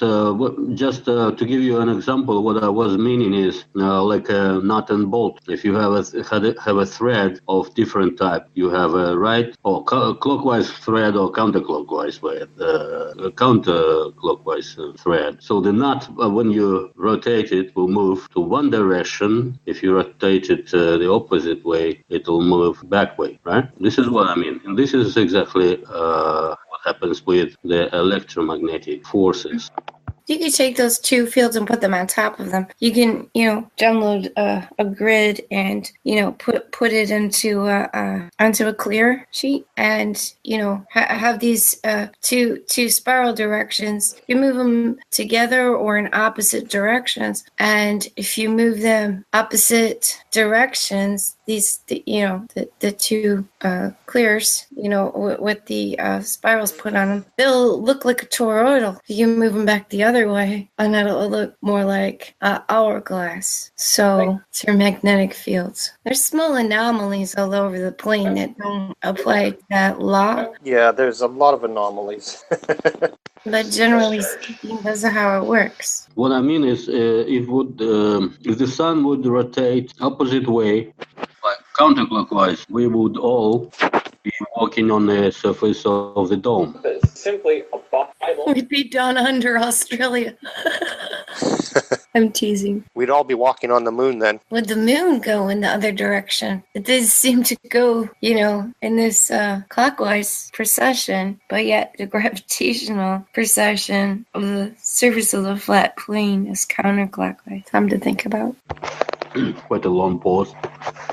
Yeah, I'm looking at some stuff right now myself, because, you know, that's what happens. You get all of a sudden you get a brain fart. It's funny though, sometimes we'll like stop and think at the same time, then everybody will like have their thought, and then everyone will start talking at the same time. Yeah, altogether. Yeah, because you have that oh moment. Yeah. Oh, yeah, that makes sense. Yeah, I can hear how your thoughts are running around your brain. Yeah, I used to have this thing called the ripple effect that I used to say, no matter what we do, everything we do causes an effect, no matter what it is. Even a thought process causes an effect, a physical effect outside, and creates a ripple. And this is a good point, very good point. Yeah. Butterfly effect. Yeah, exactly. You know, it's everything everyone does, no matter what, no matter how small that effect is. Everybody's in the field. Yeah, I mean, if we had the sensors, we should feel every single thing. So even if somebody is on the other side of this plane of ours and they snap their finger, somebody way away should feel the ripple from that. By the way, we have this sensor. Somehow we feel. I'll be right back. Lost two of them at once. That happens with this when people are on cell phones. We realized that earlier. Like sometimes they drop out at the same time. It's really weird. See if that. Oh, let me please continue my thought. I would just want to say that we do feel that when somebody is looking at us, we do feel this, and we turn around and look and see that somebody was really looking at us. But what kind of feeling is that? If somebody is looking at us from behind, we feel that, right? Yeah. Yep. I noticed that. It's a good way to sense people. I think over time it's just been taken out of us. What's going on there, Hillbilly? I ain't saying nothing. Oh, but we can feel you.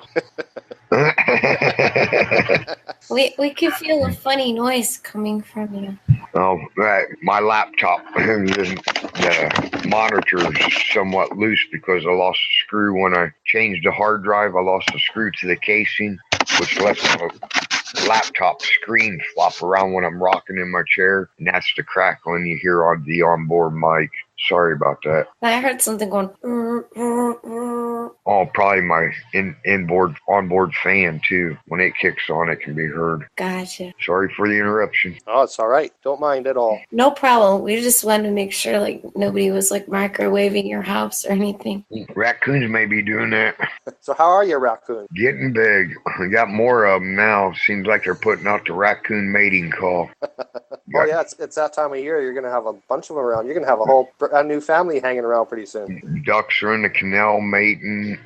Raccoons are mating. By the time they get done, I have to tolerate the bullfrogs. And when they mate, they get loud. I was in where was it? It was in Kentucky. I was in Kentucky one day, and the very first time I had ever seen fireflies, I was amazed because they came up off the ground and lit up everywhere. Oh yeah. Oh, you should see my garden this summer. It is full of fireflies. I could do a time lapse, and it will look crazier than one of those star pictures at night. Yeah, I found them quite interesting. I hadn't seen them before. That was just after 9/11 when I went touring all the states.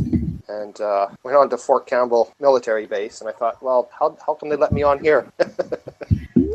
Are you guys familiar with a song that had Jeremiah was a bullfrog? Oh yeah, They used to sing it all the time. good friend. He was a good friend of mine, actually. Jeremiah was. Hillbilly said bullfrog understood a word earlier. he said, but he helped me drink some wine. Never understood a single word he said, but I always helped him drink his wine. He always had some mighty fine wine. Joy to the world. How can bullfrogs have wine? I don't get that. Well, they must have switched to a metaphor or something, I guess. Hell, they claim they got hair.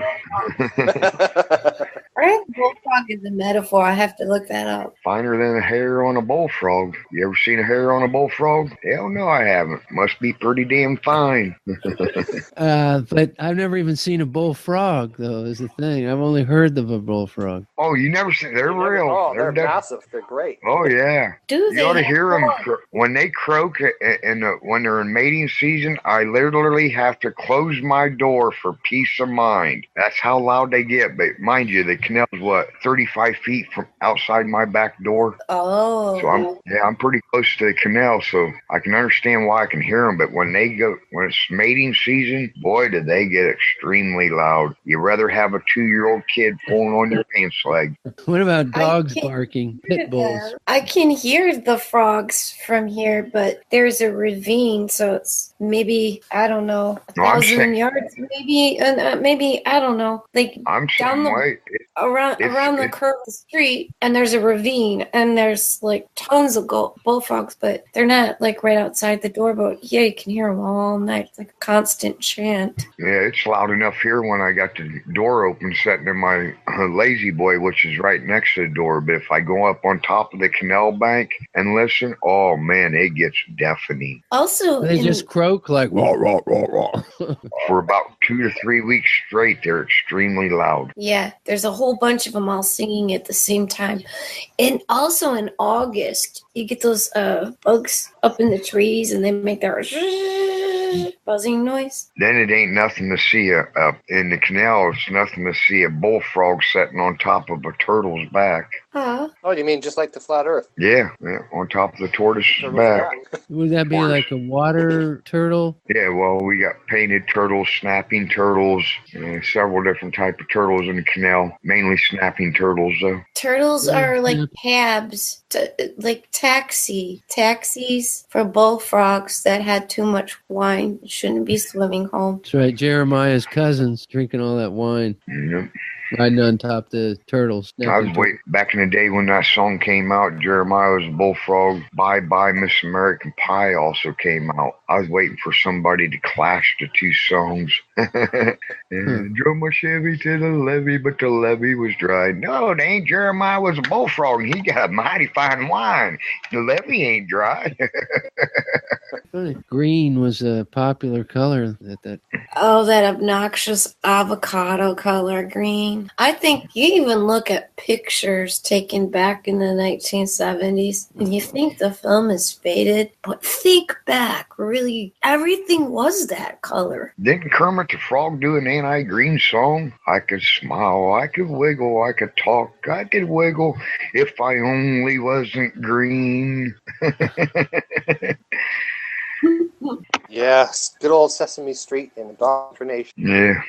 Hey, I was indoctrinated on the Big Blue Marble as a little kid. I used to love that show on Saturday mornings. I like the Friendly Giant. In fact, I've just posted one onto my on my Facebook. I was thinking of it. Do do do do do do do do do do do do do. Like, oh yeah, the Friendly Giant. I saw that show. So I looked up if they had it on the internet. Oh yeah, they do. Who was it? Casey and Finnegan? I wanted to, I had a dog named Finnegan. What I wanted to look at was with my 51-year-old mind, what my 3-year-old mind was looking at. You're 51? Yeah. No shit.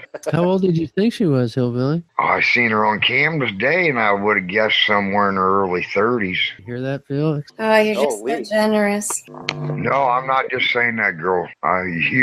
You really threw me for a loop to hear that one. I pictured you in your early 30s, nowhere close to my age. Guys, remember the hangout before last hangout, before yesterday hangout? There was a Chris. Chris was singing and playing the music. Remember? Yes, Chris. Yeah. Is his name Chris Rock or something? Yeah. Right, with a W. Chris Rock with a W. W-R-O-C-K. But he's not that Chris Rock from 90s. No. No, that's a black man. He doesn't have a W. I'm sorry. I don't know. Sorry. Chris Rock on YouTube used to spell it the same way, and then he changed it to W-R just because that's to my understanding. Is that right? Oh. So you like this song, Sergey? The song was great song. But as far as I recall it, some song which he used to put the words on, or am I wrong? Yeah, he put the words on another song. Correct. Yeah, exactly. But the song is great anyway. It's great. Absolutely. I don't know if I'm biased, but my favorite Flat Earth song is by Zern Music, that Flat Earth Hero. I really like that song. He did a good one with that. Yeah. But Chris has written more than one Flat Earth song, and he's actually written originals too. So Chris Rock. Yeah. Aristotle's Copernicus was wrong. Well, if I started to sing, that would send everybody off Flat Earth right away, so I'm not going to do that. It's all right. We'll just mute you. Hey, I sing and people tolerate it, so you couldn't be no worse than me. Oh, yes, I could. I doubt that real serious. You got the voice of an angel. Oh, man. You must really suck then. I do. I can admit it. See, I can admit things like that. Oh, so do I. I apologize, people, for hurting their ears after I get done singing. Oh, Billy, are you a man with a bird? Bird? No, I got raccoons, I got cats, I got groundhogs, I got gophers, but a little bit shy on the bird department. Because I recall your voice from the soundtracking which happened last year in July, 3rd of July. Were you there? Nathan Oakley tracking the sun last year? Yeah, I assisted him a little bit. You wasn't there. You weren't there. No, I actually helped in the hangouts there for a little bit on it. Yeah, so you are the man with the bird, I remember. No, sir, I never had a bird. Well, my ex-wife did when I was married 20-some years ago. Okay, then I'm mistaken. Sorry.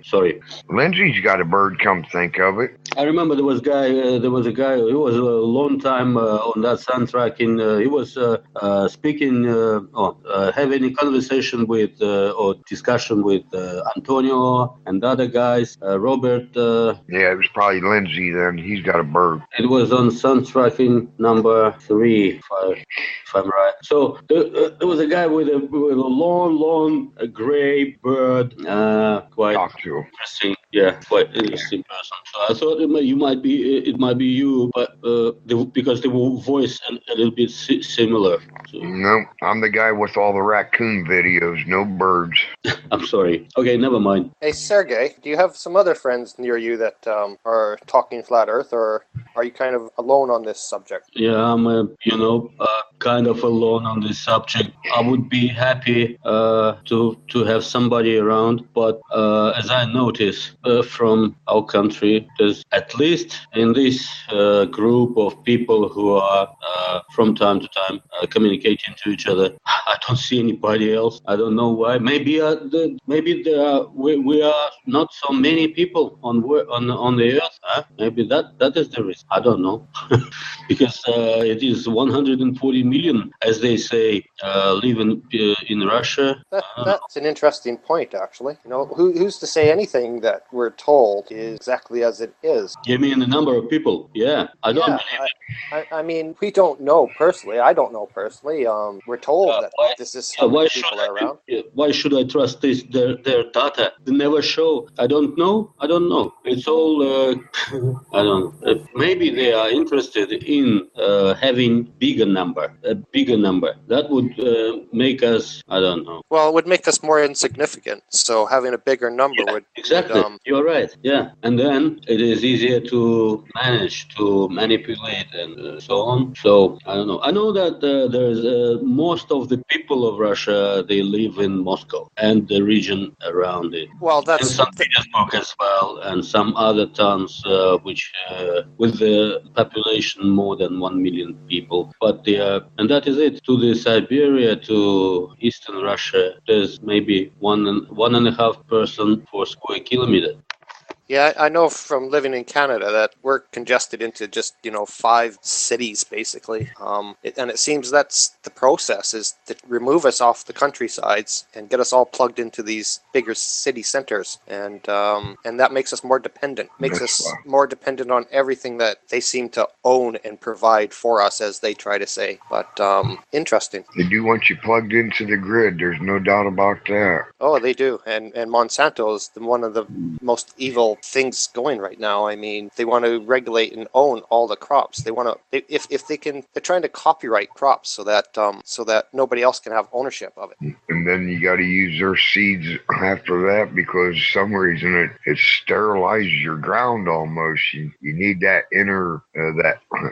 modification of their own fertilizer within their seed in order for it to grow. Have you ever seen the documentary A World According to Monsanto's? Yeah, and and it's bloody scary. And the scary thing is that people, I call them 9-to-5ers. 9-to-5ers are just your average Joe trying to make a living, living in their own little bubble. And once their bubble gets infiltrated, then people seem to wake up. But as long as their little bubble is okay within their bubble, then they don't bother with anything else outside their bubble, and they just get shafted. I'm the youngest of 9 kids, and I'm the only one. Well, I guess I'm the black sheep of the family because they're all 9-to-5ers. I call them 9-to-5ers, and they could not give a shit about anything else that goes on outside their little bubble. My grandmother was 12 in the family, but since that I can barely remember the family with more than 5 kids in Russia. I mean, in European part of it.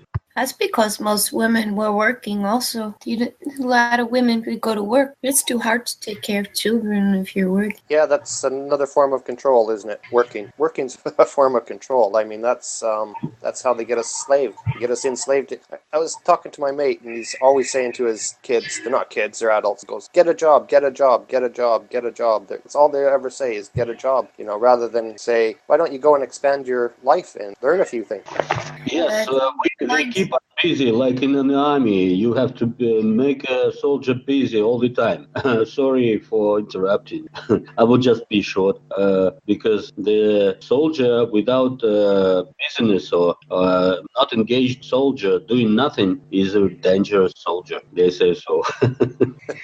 I was about ready to say that's mindset. If you tell your kid, get a job, but you're not engaging your child to have skills to work, then it's empty words. Yeah, it is empty words if you're not actually, if you just being told to go out and get a job in like a factory or something and do your 9-to-5 and that's your contribution to society. Well, that isn't a contribution to society. That's taking from society because all you're doing is doing something for yourself rather than doing something for others.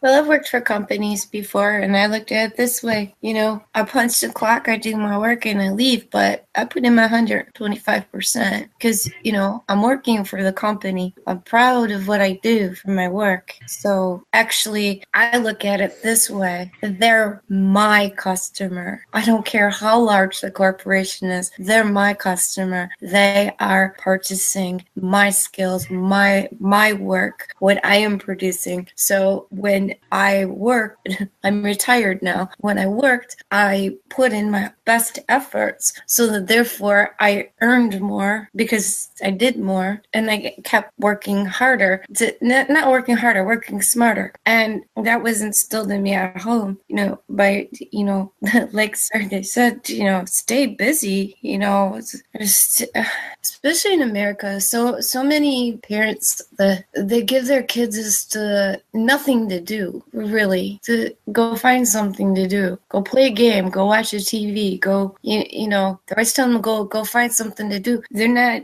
keeping the kids busy. You got a whiny, 9-year-old daughter or something. You have her sit down at the table and help you with preparation for dinner. Somebody to keep them busy. There's no emphasis, there's no drive for a lot of young people, and I'm not saying all of them, but they don't see the reward in it. They don't understand, and it's the parents' fault too. It's the mindset. They don't understand that you have to give a set of values. You have to do it. You just can't allow the school to be your babysitter, the television to be your baby watcher, the video games, or send them off to camps or something. That's a lot of people do that, and this is really something. And then they're surprised that when they look at maybe what their children is learning in school, they're surprised, like, it's a whole different paradigm. Now, if you don't address that, where's your child's success going to come from?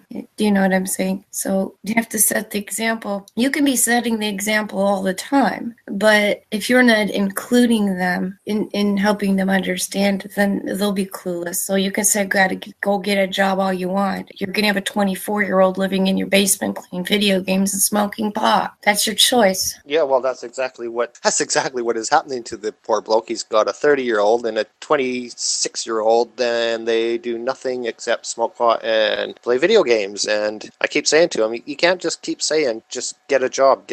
You know, you have to be inclusive. You have to. They don't know what to do. Yeah. What's a job? I never used the term get a job. I used the term take on responsibilities. A prime example is when my oldest son first came up to me and wanted some of these Nikes with the flashlight or the flashing light in the heels, you know.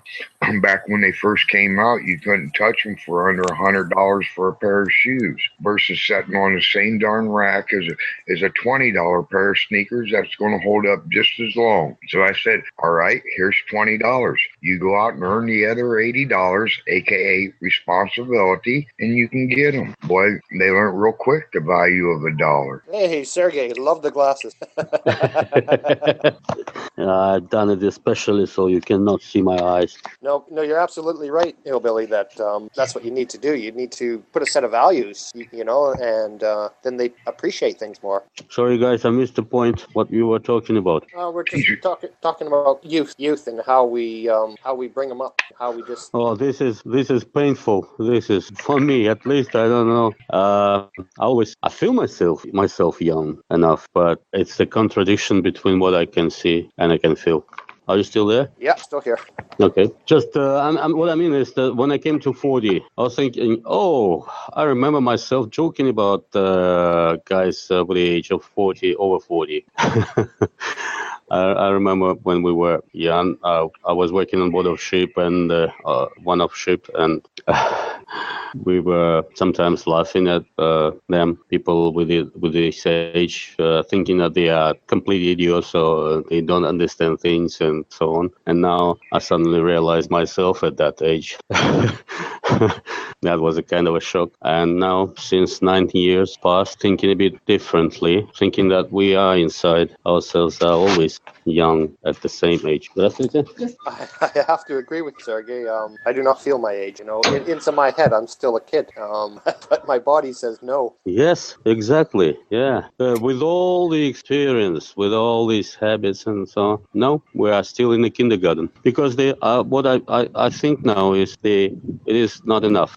The time is not enough for us to be grown-ups inside us. Yes, when you act grown up, it's called adulting. So sometimes you have responsibilities, so you have to go adult. So adultery, adulting. You know those things. Cleaning out the gutters, taking out the trash, paying the bills, giving advice to smart-ass young kids. Do they listen? No. Then they come back.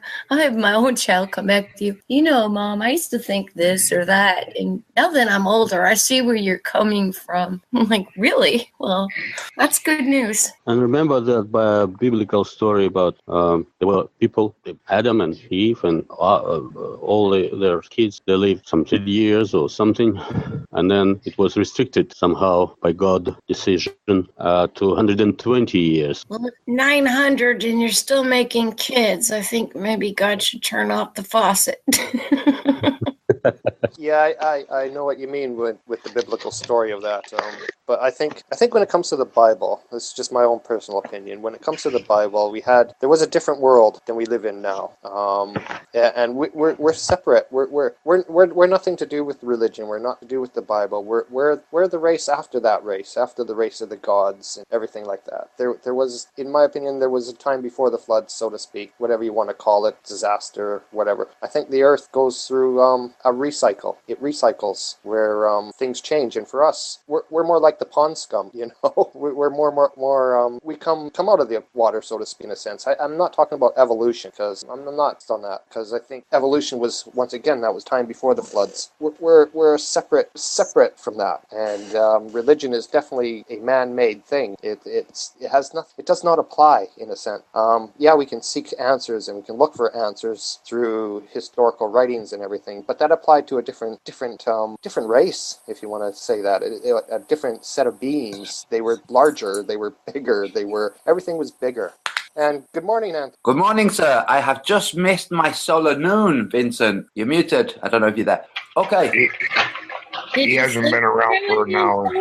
Right. Say again. He hasn't been around for at least an hour, Vincent hasn't. Yes. Okay. So I have just checked my solar noon. It was 11:22 a.m. and it was my solar noon. Now, that's way too early. So I think I have to check from somewhere that's a bit that has a distance between where I set up my sundial and the nearest electrical cabling and that kind of stuff, because that's way too early. So I'm not relying on that. It's very strange. Solar noon is very strange what's going on right now. So I need to check this. Vincent sent me a message earlier for me to check Skype to do another tracking. Anyway, we're going to do simultaneous tracking, he and I, so we can show the two at the same time as they arrive and see which arrives first. Well, I'll join in with you on that, and I'll do a bunch of checking right here too. Cool. That's brilliant, because once we establish which direction you are from me, I think you're west of me. Wait, northeast of me. Northeast, yeah. Yeah. Sergey had mentioned to try to maybe stay maybe on the same latitude.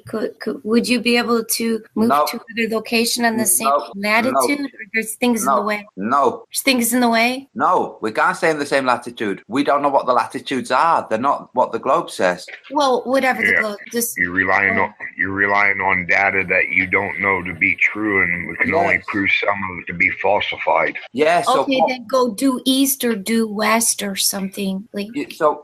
Listen, Felix, what we're doing now is we're starting to make a small grid, very small local grid, so that we can establish relative location. So Amsterdam, South Manchester. We're going to make a small grid. We also want more people in Holland, if possible, and Belgium would be good too. Just to make a small grid and establish, because we only need a small grid to see how it works at this portion of the sun's range, Then we can replicate that for the same at the south. Oh wow, it's a big thing. I mean, it's a big labor. Yeah, I've got a few people in Australia that I've already put contacts out to in different spots in Australia. So, and they're not flat earthers, but I said, I'm just doing an experiment. Can you help me out? Well, one of my Globling friends is going to help us out too, and he's here. He's not far from here. Oh, good. But that will help to, at least with if his solar noon and my solar noon are relatively close, like within a minute or 30 seconds or so, then we know that we are both pointing north. Not that somebody's compass is pointing in one direction and the other in another. Yeah. You know what I mean? Well, I'll print out a sheet today and I'll set mine up and I'll start doing some tracking tomorrow. Cool. I've got my setup and permanent now. Well, permanent. No, not permanent. I need to find somewhere else to place it that's further away from possible sources of magnetism. That's what I need to do. I'm going to go off camera, people. I'm still here, but I'm going to go. I would like your hair. Look at it. It's everywhere. Yeah. No, that's a good idea. So, yeah, like I said, I'll set up mine tomorrow and we'll start tracking in a small area. Like you said, if we can just get a small area that everyone's doing it every day and doing a check and really get some good point. Yeah. And tell me, did you find any strange readings? You have a meter, right? You have an RF EMF reader? Yeah. So are you trying to get to some place where there's less EMF, RF? No, it's not RF doesn't have any effect on it. So unfortunately, the only kind of reader that would tell me levels of magnetism that might interfere is a compass. It's like, oh, okay, thanks, guys. So what I mean is, I and Zach is going to do the same, and the same with Sebastian, who is in Argentina. We need to establish what causes any small alteration to the compass, because a small alteration ends up being minutes, when you're turning your protractor. So we need to establish that, and also we need to sit down and spend an hour one day plotting every 5 minutes the ends of the shadow to establish whether the north, where the solar noon is, But first we need to establish magnetic north properly, establish magnetic north properly. So not interfering, no interference from cabling under your floor or in your wall or metal things around you. And once we've set that, we can then measure the length of the shadow and compare the two. Why couldn't you do this? Take a board and get it level in your yard, and then after you got it established, pin it. In other words, drive big nails all the way around the side of the border so you know that it cannot be moved. And over the period of 1 week, track solar noon each and every day. At the point to where the shadow is the shortest is going to tell you true north. All 7 of them should match up to that direction. That's what I was saying to Felix earlier, is if you track your shadow to the shortest point, it doesn't matter. You don't need a compass, because as soon as you hit the shortest point, it's going to tell you. Yes. You have to commit the time. You have to commit the time to be out there tracking it. But like Vincent set up his camera the other day, that's brilliant. Yeah, it's what you're saying, Hillbilly. That's ideal. Unfortunately, I don't have a yard. I'm going to do a raising. I could do it, but I have a globing friend that does have a yard, and actually at the studio we have a yard. Yeah, okay. I got a perfect place I could do it with on top of. I got like a lean shed on the back of the garage, and utilizing the canal bank that it butts up to, I can actually jump up on top of my roof. Therefore, I could level it out, I could pin it, and it was guaranteed never to move. No critters are going to touch it. Nobody's going to walk by it. No lawnmower's going to hit it. I did mine on the roof. I was having a little issue with wind. Hey, then, Felix. What did you say, Felix? I said I did my reading from my roof, but I had a little issue with wind. Yeah, well, just anybody who has not already set up, get a wooden chopping board, because they're generally flat, That's what I set mine on, a wooden chopping board, exactly. And then you tape it down properly, like on the chopping board, and then when you're orienting it, you orient the whole chopping board. Exactly. So, yeah, and there you go. Man, if you had gales... Compass, I set the compass, the clock, I set everything on the chopping board. And when I set the compass where I set it on a right angle towards the north of the board. So it was actually positioned. So the compass was in position with the north on the grid. It was just right next to it, that's all. But that's how I set it up, because you could just set the compass down any willy-nilly place. But the thing is that to me, because I didn't have the one printed up, I wanted to be more exact as I possibly could. Well, the thing is, you don't even actually need a protractor. The reason Zach made the protractor was so that he could mark on the protractor the degrees of elevation, so that people could know properly what they were participating in, but you can draw yourself. It's going to look like Mike said. It's going to look like when you do a drawing of a bird in the distance, you do like a very gentle M shape. Yeah, that's kind of what it's going to look a little bit like that. The shadow is going to be a very gentle curve that curves towards the gnomon at solar noon, and then gently away from the gnomon. It should be the same shape arriving as leaving. It might not be. If it isn't, then that's a different situation. But it should get to the shortest point and then get longer. Once you've established the shortest point, that's solar noon. Now, if you check with your compass and it's not pointing north, then it's not pointing north. There's a true north, and that's all fine. If that point, though, if the shortest point shifts, then there's something else going on, which helps us more than anything else. So there you go. Yeah, I'll set up a permanent thing, and I've got spare phones here. So what I'm going to do like Vinny. I'm going to stick one of my phones outside, and I'm just going to just set up a hangout, my own hangout, and let it go for 8 hours. Yeah, cool. And then if you, hey Mike, yeah. do you know I sent you a message about the music? Yeah. Okay. In places in Europe, in Germany, Austria, and I don't know what other countries, they won't play videos if it's got music that's by kind of established bands or whatever. They just will not play them. So I made a video where I played Johnny Cash towards the end, and lots of people saying great, enjoyed it, whatever, but lots of people saying not available, have you pulled it? Says not available. And it's like, no. At the same time, other people were commenting, it's in Germany, mainly Germany. That's why I said to you, would you be able to go to it? So you edited it in your editing software. Would you be able to lift would you have the original that you chopped up before you added the soundtrack? And if not, I already did that. I already made one without music. I took it out, and it's got the voices and everything. And cool. So is that on your site, on your page? It's on my page. Yeah. Right. Okay. Nice one. So I've got both of them there. One with the music and one without music. Brilliant.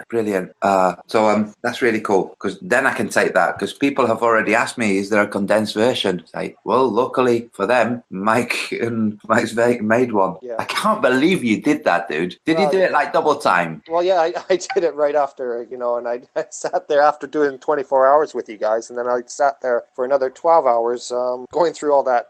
Well, you have to go through 24 hours of video. Wow. So I sat there going through that and trying to get what I could out of it. Yeah, cool. That was pretty good. I liked it. Yeah, well, I liked some of your comments in there, as you know, Hillbilly, so it was good. Yeah, I was somewhat surprised to hear myself in there, but I guess when I said it's not about me, it's not about the truth, that's a statement that ought to impact on everybody. Well, that's exactly it. It's not about any individual at all. It's about everybody getting together here. I'm the type of person that would just rather stay in the background. I don't want to be in the foreground. I don't want to be known. I like myself the way I am. I sort of like the ideology that I got the trolls' attentions. They're leaving other people alone. Well, you keep working on that, because you're doing a fine job there. Yeah. As long as I got them pissed off, they're leaving everybody else alone. That's right. They can't handle a wild hillbilly, so it's like they definitely haven't got time to mess with other people too. Yeah. Hey guys, sorry, hillbilly. I just realised. So I've set up my sundial. I've missed solar noon according to my compass. Okay, but I did notice that my compass was giving me a very different reading in there than it was where I first did it. So I've just ran in and made a mark, because it's still set up. So every 5 minutes, I'm going to run in there and make a mark and see what's going on, because I think that's much too early for solar noon. Yeah, I don't think our solar noon, because I'm looking at the sun. I see the sun every day out my window here, and when it gets to solar noon, we're sitting over top of a set of flats to my right, and we're not quite there. Yeah, so that's what I'm going to do. I'm going to start marking it. But what I want to do is set it up somewhere. I think I will set it up at the studio and like permanent, a permanent sundial, and mark solar noon there several times and film it and everything. Yeah, we'll see. Yeah, we'll get there. We will. We know something's not right south. We know south of the equator is wrong. We know it's wrong. Oh, to do that. I can take you to Google Earth and show you the canal in my backyard, right? And I can, according to their compass on Google Earth, it is true north and south. I need to get right parallel with the canal and establish solar noon by shadow and see if it's actually true north and south. Mm-hmm. Yeah. Guys, this hangout woken me up this morning. Yes. I'm kind of in the other these days, just a different life I'm living. It's the first experience of having or participating in the hangouts like this. So are you enjoying it? Yes, very interesting. Very interesting. So there's one very important thing. Try to sleep like a normal person. Yeah. Yeah, and I tell you, because I haven't, Poncho hasn't, Vincent hasn't, so many people, and if you have a role in your life that you have to be regular, like a 9-to-5 job, any kind of thing where you have to have a regular daily routine, it's absolutely necessary that sleep works properly for you. Oh, It might be boring. I will definitely not be able to do it during during working days of the week, but in the evening only. But mainly your hangouts started noon my time, because you have something like midday because of time difference, and in America there's a morning, and then you continue doing that. But well, you know what I realized, Sergey, from Latvia and Serbia. And I know that if I start here at 9 o'clock at night, it's 11 o'clock there, you know. So what I'm going to start doing is making my hangouts earlier in UK time, because there's a lot of people in those countries who will just not know anything about it because they're already in bed, you know. So if I make my hangouts earlier, the people in to the east of me in Europe will be able to engage more, and we can have more minds, more people. And this is one of the excellent things. The different cultures have different language, and with a different language there's a different realm of thought, so you can have very novel ideas when you when you have people from various different backgrounds. So I'm trying to have as many people east of me as possible. Well, you know what you just said there. That's a Noam Chomsky thing, where you gotta always have people from outside your field of expertise to advance your expertise. Yeah. So how is everyone today? I need to go to bed. Have you not been to bed yet? No. Oh, come on. It's cloudy out anyway. Oh, okay, but wait a second. What time is it where you are? 7:43. Whoa. What time? 7:43 a.m. Okay. didn't sleep at all. Yeah. He's laughing at me. Oh, okay. Here's your canal, Hillbilly. I'm gonna present you to everyone. All right. Now notice it is true north and south according to Google. Hillbilly, I don't have mod controls. Let's everybody mute. Mike, mute, and Sergey. All right. So when Hillbilly speaks, the camera will stay on him. Okay. Just before that, I want to say that I have to go, and we'll get back to you guys. Okay. Talk to you later. Cheers. Bye. Okay, this is true north and south, as we can see according to Google. I live on this side of the canal, right? And the canal lies up. When I say it's literally in my backyard, it's literally in my backyard. So as we look straight through here, wouldn't it be nice to get up here on the canal and prove that true north and south may be or true north may be slightly off? Here's what I was making reference to as the 1 mile string test. If I was to zoom in, you would be able to see that clear down here in the park, there's a lock, right? And if I turn around and go over, might have to go over just a little bit. And if you zoom in, you can see down here, there's another street. These culvert pipes going underneath the road back before they closed in the canal, back when it was still for canal boats.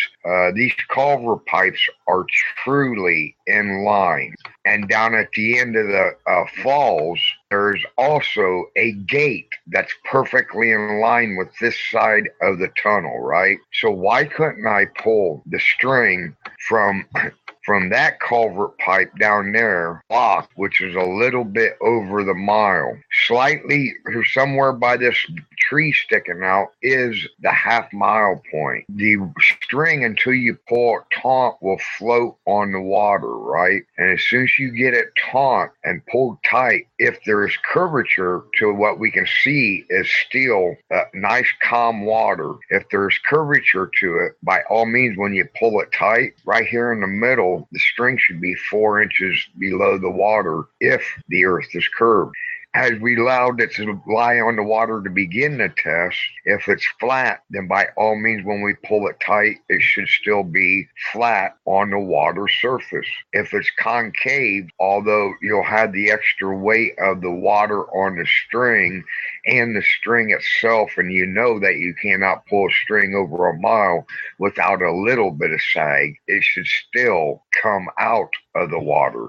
Not necessarily 4 inches, but if it comes out of the water at all, it would support an ideology that we're on a concave world. But we all know once we do it, pull it tight, that string will stay on the water surface. I had in mind is I got a clamp to where I got 2 sets of set screws in it to where I can plumb it up this way, and also I can plumb it up if I was standing the other way. I can get it perfectly plumb, attached to a bicycle front end fork, right? And then put a bicycle wheel on it, put the bottom of the wheel without the rubber, put the wheel to where the string is just touching the water surface at the crossing behind us. And then when I tie it off to the falls, I tie it off perfectly at water surface. So therefore, over the mile span, if there's any curvature at all, once you pull that string tight, it should go underwater in the middle. To me, that's a reliable and repeatable test. Maybe people don't agree. Yeah, I agree with you. Yeah, I agree. I do agree with you. I think I've just gone past solar noon of myself here. Say again? So I'd say I've just gone past solar noon. Are you sure? Pretty darn sure, because I look at the sun, every day from this building across here. And right now I'd say I've just gone past it. Because usually right above the aerial there, it's pretty close to solar noon for me. Well, what I'm doing here is I'm marking, like I said, every 5 minutes or so, I'm going in and marking the shadow. It was the last time I marked it was a little bit shorter than the previous time. So I'm going to establish here just from my bedroom, because I have the sun coming in. I'm going to establish what time my solar noon is properly on the length of the shadow. Yeah, that's exactly the best way to do it, I think.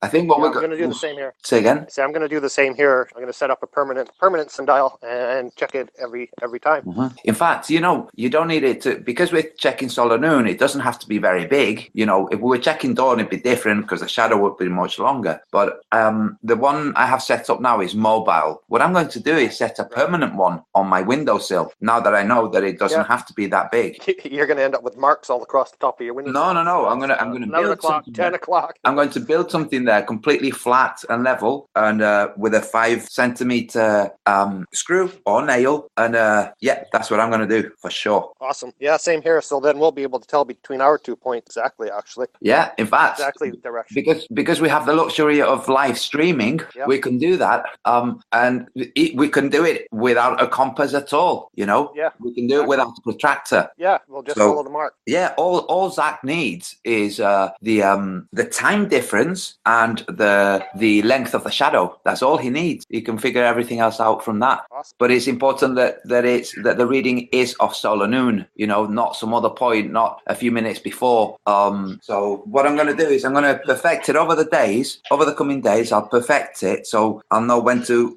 group the shadows. So I'm making points at the ends of the shadows. I mean, once you've established solar noon too, it's forever. Yes. So, well, it should be, shouldn't it? Yeah, exactly. So this is what I'm thinking. Right now I'm establishing around which point solar noon will be, because I'm doing it every 5 minutes. It might get to a point that 2 of the shadows are parallel and that I've missed one between those 2 that's slightly shorter. So I will narrow it more and more. So I'll get to the point where I have bunched the dot closer to solar noon. So 5 minutes, 4 minutes, 3, 2, 1, and 2, 3, 4, 5. So we have a really clear view of the time at solar noon. I just grabbed my sundial now. So we need a clock too. Say again? A clock. Have a clock too. We have the internet. I'm saying to establish like your every 5 minutes when you're marking or whatever. Yes. What I'm going to do is I'm going to see if I can find some kind of digital clock to display. I don't know how I'm going to do it, dude. Sometimes they have the counters that, they have like the minutes and then, the hundreds or tenths of a minute. Yeah. If you look at one of my videos I did, it's called High Noon. There's this fantastic digital sundial clock, and as it moves around, digit change. Yes. It's an amazing thing. The Japanese inventor, dude. Yeah. It's a brilliant thing. Now that's what I'm referring to about different. Sorry. 1 second. Yeah. I need that ringtone for my ex-wife. Every time she calls, she puts me asleep. Mr. Sandman. There we go. I just made my homemade sundial, and yes, I've gone past solar noon a little bit. Oh, you boys, what are you talking at?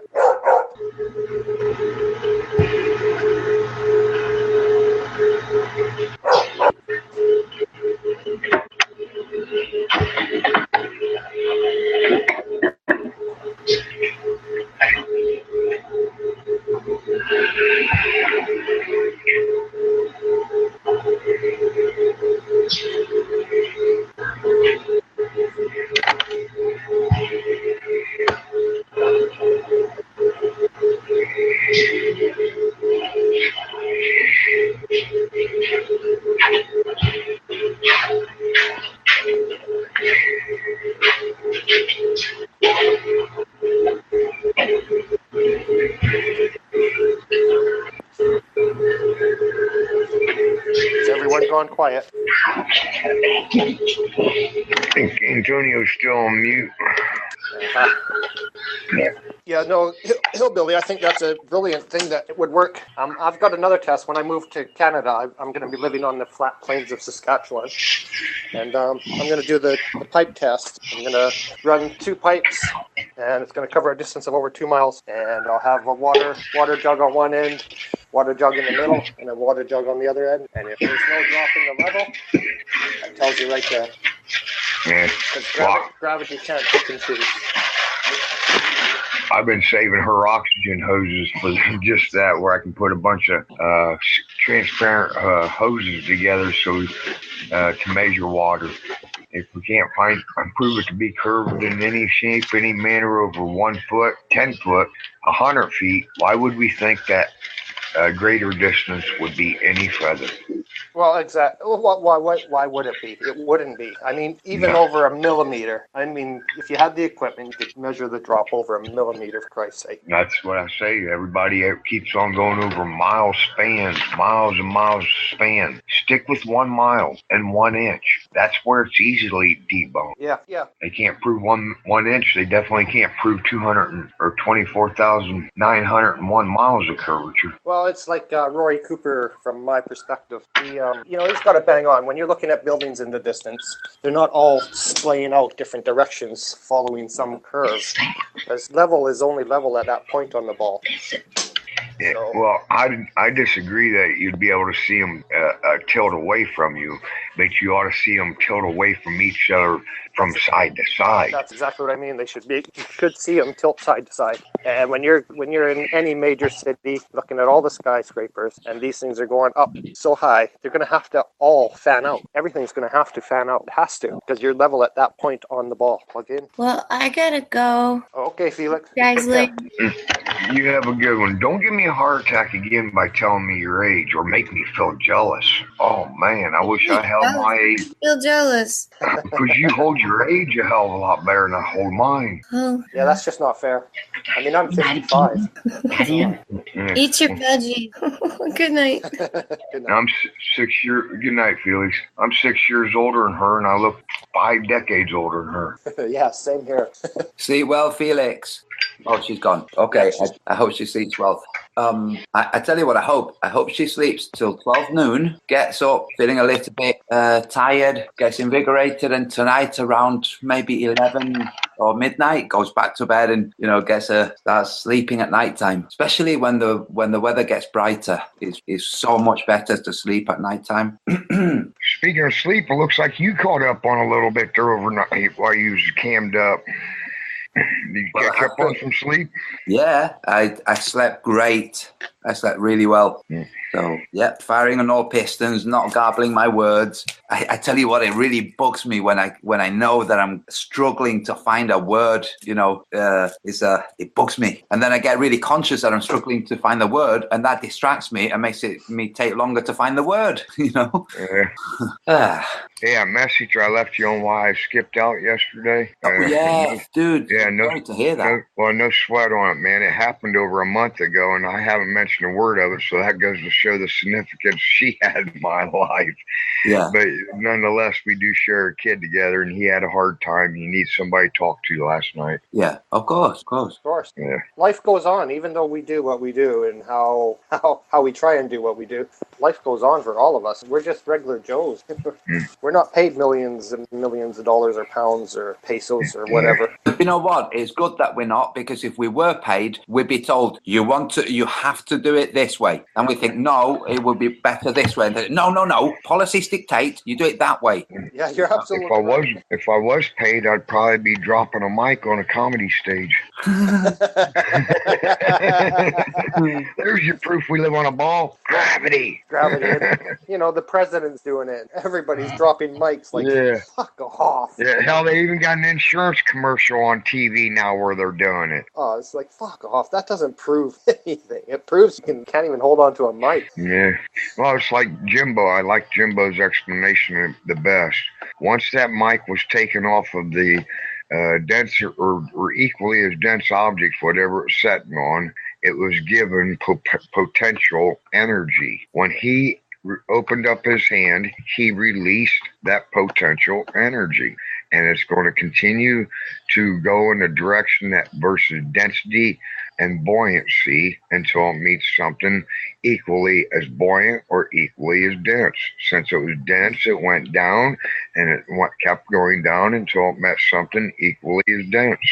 I watched a great thing from Tesla's theory of EMR, electromagnetic radiation, how that would account for, because it works within the ether. That more of the experiment, which was done again when in the 80s, Antonio, I think 1986 by the Air Force. Yeah, so it proves it. There's an ether here. There's electric charge everywhere. So many things disprove everything we've been taught. Absolutely. It disproved Einstein and totally vindicated, not that he needed it, Tesla. Yeah. Oh, yeah. Now, that's a sad story. Well, no, wait. Part of it is sad that he ended up penniless. We had in Barcelona, we had an artist, genius architect called Antoni Gaudí, and he built maverick buildings, absolutely, imaginatively speaking, absolutely sublime. He has one building in the center of the city. It's a 7-story building. There's a light tunnel in the center of the building. Many of these buildings in city centers in Spain have what used to be a courtyard, but has got narrower and narrower, and is no longer a courtyard, but is really just a light tunnel. And the way he built it, he modified the windows, and he built an angled surface under each window so that the windows at the bottom at ground level receive the same amount of light as the windows at the top. Now, we're not talking the sun is shining straight down at 90 degrees. We're talking throughout the day. The light at the bottom apartments is the same as the top apartments. He also built this famous cathedral that hasn't been finished yet because he died. He and 8 men built 2/3 of a huge cathedral, which he built to serve as an organ for the city, like to play music. You know how the Muslims have the call to prayer? I heard this one before. Yes. Okay, I've been there. It's still not finished, but he built 2/3 of it, him and 8 other men, in the early 1900s. And since then, it's taken crews, the permanent crews around 40 guys, but at times it's been 200 guys, and they haven't finished the last quarter, because they can't figure out, because it is so much more difficult for them, because they don't know what they're doing. And this guy wasn't even a qualified architect,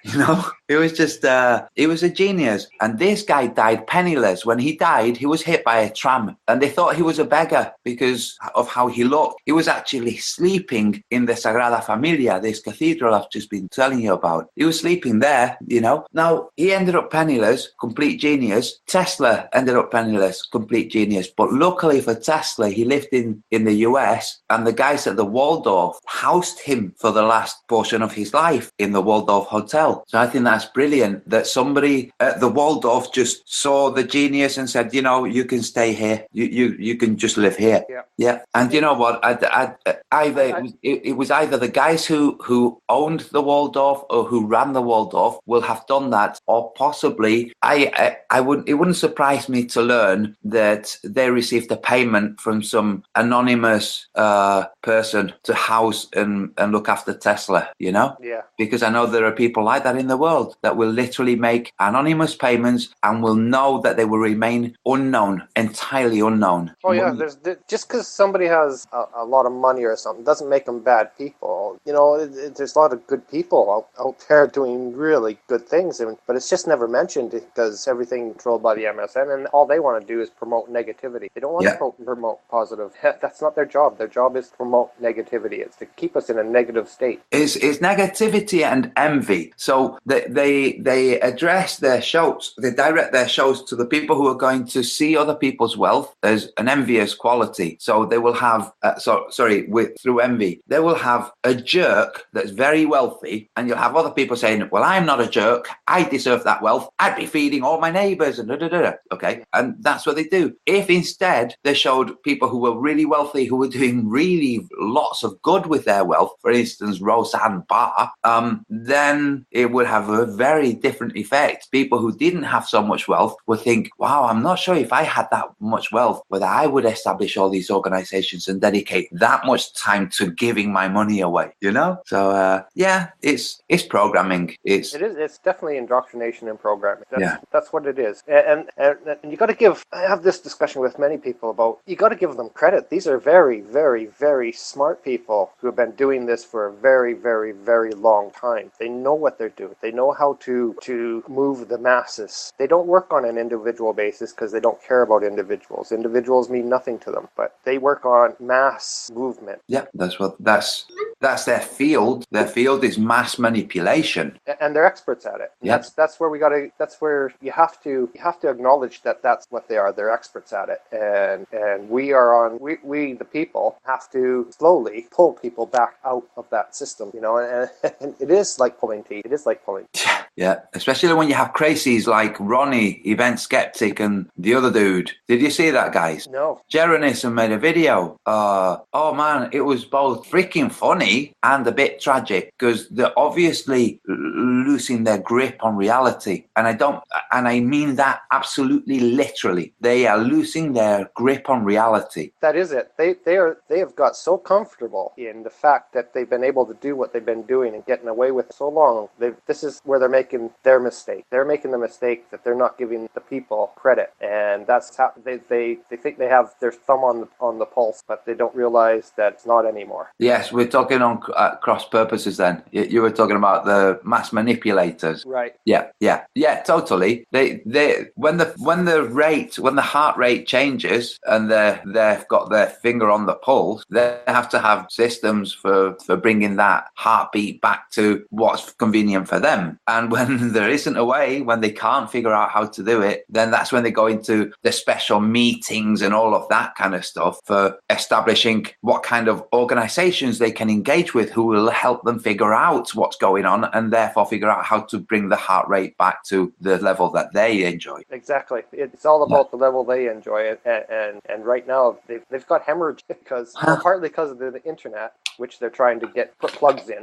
They've got hemorrhaging, and it's like I said to many people, this is the only time in history that we've been able to communicate the way we're communicating with each other as individuals. And with the immediacy and we could speak on the phone, but for other people to know what was said and what was done, somebody would have to record it and put it as a file somewhere. Now it's immediate. People are knowing what's being said the minute it's being said, and what's being shown, same thing. The second it's being shown, they're seeing it. Fiber optics are a wonderful thing. But listen, guys, there are two people who call themselves flat earthers who aren't really flat earthers. They're crazy Christians who lean on the flat earth as something that props up their delusional beliefs, and they are as so-called flat earthers. They're completely I don't want to say absurd because I don't want to use the kind of words that Globelings would use in general, but they are doing harm to themselves. They're not going to do harm to any kind of flat earth. And this is something I'd like to say. There isn't a flat earth community that could be destroyed by a thing, okay? Flat Earth is a whole bunch of individuals with their own point of view, all of whom have seen elements about the Earth that are demonstrably flat. And then separate to that, kind of parallel to that, there's this flat earth community-ness to it, which is that a lot of these flat earthers, they get on well with each other. So you hang out with each other. That's what you do, you know. Vegans would hang out with vegans. People who enjoy a special type of whiskey would hang out with people who enjoy the same kind of whiskey. It's just natural. But those guys, the flat earth movement guys, who are mainly about how well they get on with each other, rather than the actual flatness of the earth, those guys police each other continuously, and they police other people. And are in that realm of the social aspect only flat earthers, that's what these guys are doing is a huge harm to those guys. I'm talking about Event Skeptic, this teleporting sun map thing. They're doing a huge disservice to the community-minded flat earthers, to the ones that are based on the real world and the fact that it's flat. They don't give a shit, and they're not going to do anything. No Bible or any other holy scripture is going to change anything. So yeah, I watched Jaron's video on these two cretins, and they are it was hilarious and tragic because they are obviously mentally unsound. Like, am I getting Event Skeptic and Jed Skeptic mixed up? Is there two different individuals? Yes, Jed Skeptic is a Scottish guy who does mainly kind of one-man hangouts. Yeah, and Event Skeptic is a Canadian guy who's mainly about the Bible and how the flat earth supports the Bible and how the Bible says the earth has four corners and therefore the earth is square, you know? That's the kind of logic that these guys are intellectually quite deficient, so they bolster it with delusions of grandeur, basically. They are one of Jesus' servants and proud to be one of Jesus' soldiers, and their job is to save other people, you know, even if it means killing them, you know, at least they've saved their soul. That kind of mentality. They're really fucked up people in the head. Yeah, I know what you mean, and you're right about us as individual and flat earthers. We're not part of a society. We're not part of a group. I'm not personally. I'm not signed up to any group. So what I do is just for my own personal understanding of the realm I live in. Yeah, and we share it with other people because that's what we do. You share your solar noon. You establish your solar noon. Other people, and then people go on about their life doing whatever they do. And that's it, you know. It's normal. Hillbilly, there's a lot of background. Yeah, sorry, I just moved my laptop from the table to my lap. Yeah, so there's a lot of cooperation, but it's always on the point where it's somebody's particular interest. Like now, Hillbilly was talking about making a line taut over water. So there'll be people out there who work with cabling who'll be saying, yeah, and people who work with water will be saying, yeah, you know, so they're more likely to go out there and set something up or share what they've been thinking regarding it, you know, regarding water, whatever it is that's their main interest. Somebody might be very interested in water and somebody might be very interested in taut wires, you know. So this is what happens. They hear Hillbilly and they go, hey, I'm going to go to Hillbilly with the thing that I've been thinking about. And that's how it goes. And same with me. People come to me and say, hey, guy. Well, they don't say, hey, guy. They say, hey, dude. Hey, marvelous, wonderful human being. Check this out. And they send me photos of a flight that they've catalogued every 15 minutes. I look at it and I think, oh, my God, this is freaking perfect. You know, other than a freaking time lapse off the whole thing, which would be a pain in the ass because you'd have to keep stopping it to take down details. Instead, the details are taken down every 15 minutes. There's a break of like half an hour, and that must be when the meal came on the flight, you know. But still, 15 minutes, the whole thing. It's like, wow, with the background information, like here's the ticket, this is when the gate that we left at the time, everything. Here's the flight log. Here's what all the different maneuvers that we did. You know, you can see it's now tilting. You can see everything and other things. One guy has passed me something, guys, that I'm telling you. I've mentioned it before, just briefly, because I've told the guy that I'm not going to, that it's his thing, right? This guy has made a discovery, okay? And it's his discovery, and it's not fair if I say, hey, look at this incredible discovery that has happened, and I talk about it or show it, because people would associate the discovery with me, and they shouldn't. They should associate it with a guy that freaking did it. So I'm in the process with him of replicating the thing, and eventually highlighting it with a hangout with the guy. Yeah. So I don't want to take his glory, basically, but it's fucking absolutely mind blowing. It might as well be paranormal. That's how and it isn't. It's real, but it's oh my god. Oh well, we're looking forward to it. Yeah, me too. Looking forward. Yeah, and that's exactly what happens. Is people just hand you little tidbits of their lives and little, but you can glean so much out of it. You can. It's amazing. Yeah. Right, listen, guys, I'm gonna go and make a coffee. I'll be right back. Okay. You know, I got thinking about that. You do see a lot of that, people drawn to what they more or less like, whether it be in real life. You see alcoholics hanging out with alcoholics at the bar versus, and then, you know, they're more likely to hang out at each other's house too. Same thing with spiritual believers. So we see these in the hangouts, like-minded people going to like-minded people, but that's not out of the realm. That is the norm. Yeah, it is the norm. I'm one of those people that actually moves in and out of the realm, so to speak, because well, me being a non-drinker, I go hang around in lots of pubs and everything. I don't know. I've always put myself into positions where you would normally feel uncomfortable, but in those circumstances, I actually important. You have to venture out into spots where you do feel uncomfortable, get a better understanding. Well, I think that's why I've done a one-man demonstration before. The very canal I shared a picture with, that's where our fishing derby is on our 4th of July, our Independence Day, you know. Yeah. And while George Bush was in office, during the fishing derby, I actually walked up and down that canal from one end to the other, went down to the falls that I was talking about, or the lock, and crossed the lock because it's got a walkover bridge, and then came up the other side of the canal. And for as far as you could see, the canal banks were just packed with parents and kids. I walked up and down that with my flag upside down, a sign of duress, right? Yeah. If individuals wanted to talk to me, I would talk to them. Those who gave me hateful faces, despiteful faces, I just smiled at them. Those who just simply said hi, I said hi in return. I never sparked conversation, but I never walked away from conversation either.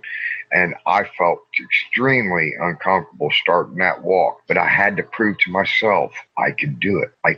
This, you know, the world's definitely in a state of duress, whether it be by means of the UN or a agenda that I see that sort of supports PNAC and Project for a New American Century, to where it supports the Zionist agenda. I see, you know, not to be picking on. I absolutely understand the difference between Zionism and Jews. Yeah. Zionism is a political movement. Simple as that. Yeah. Well, and there's a reason why they specifically call themselves the Zionist Jew bankers of Germany, and the transfer agreement. They give themselves that title, just like the United States the United States government gives itself the title of a corporation that can be documented in laws. And in the transfer agreement with Adolf Hitler, the Zionist Jew bankers called themselves just that, Zionist Jew bankers, or Zionist Jew German bankers. That's what it was. Yeah, so they've set that. You know, I don't like to talk about Zionism too much because, you know, it all of a sudden people start calling you know, anti-Semitic and everything like that. When that's a bunch of bullshit. That's their ignorance, not mine. Yeah. So, but yeah, it's putting yourself out there into uncomfortable positions where you are showing your opinion, and in doing exactly that, you smile at the naysayers. You just smile at them and, you know, wish them a good day. Yeah. I ain't here to bust your paradigm, but if you want to talk about what reality truly is, let's talk. Yeah. And I'm not saying I'm 100% right, but what I am saying, nobody can even address the matter in a mature manner.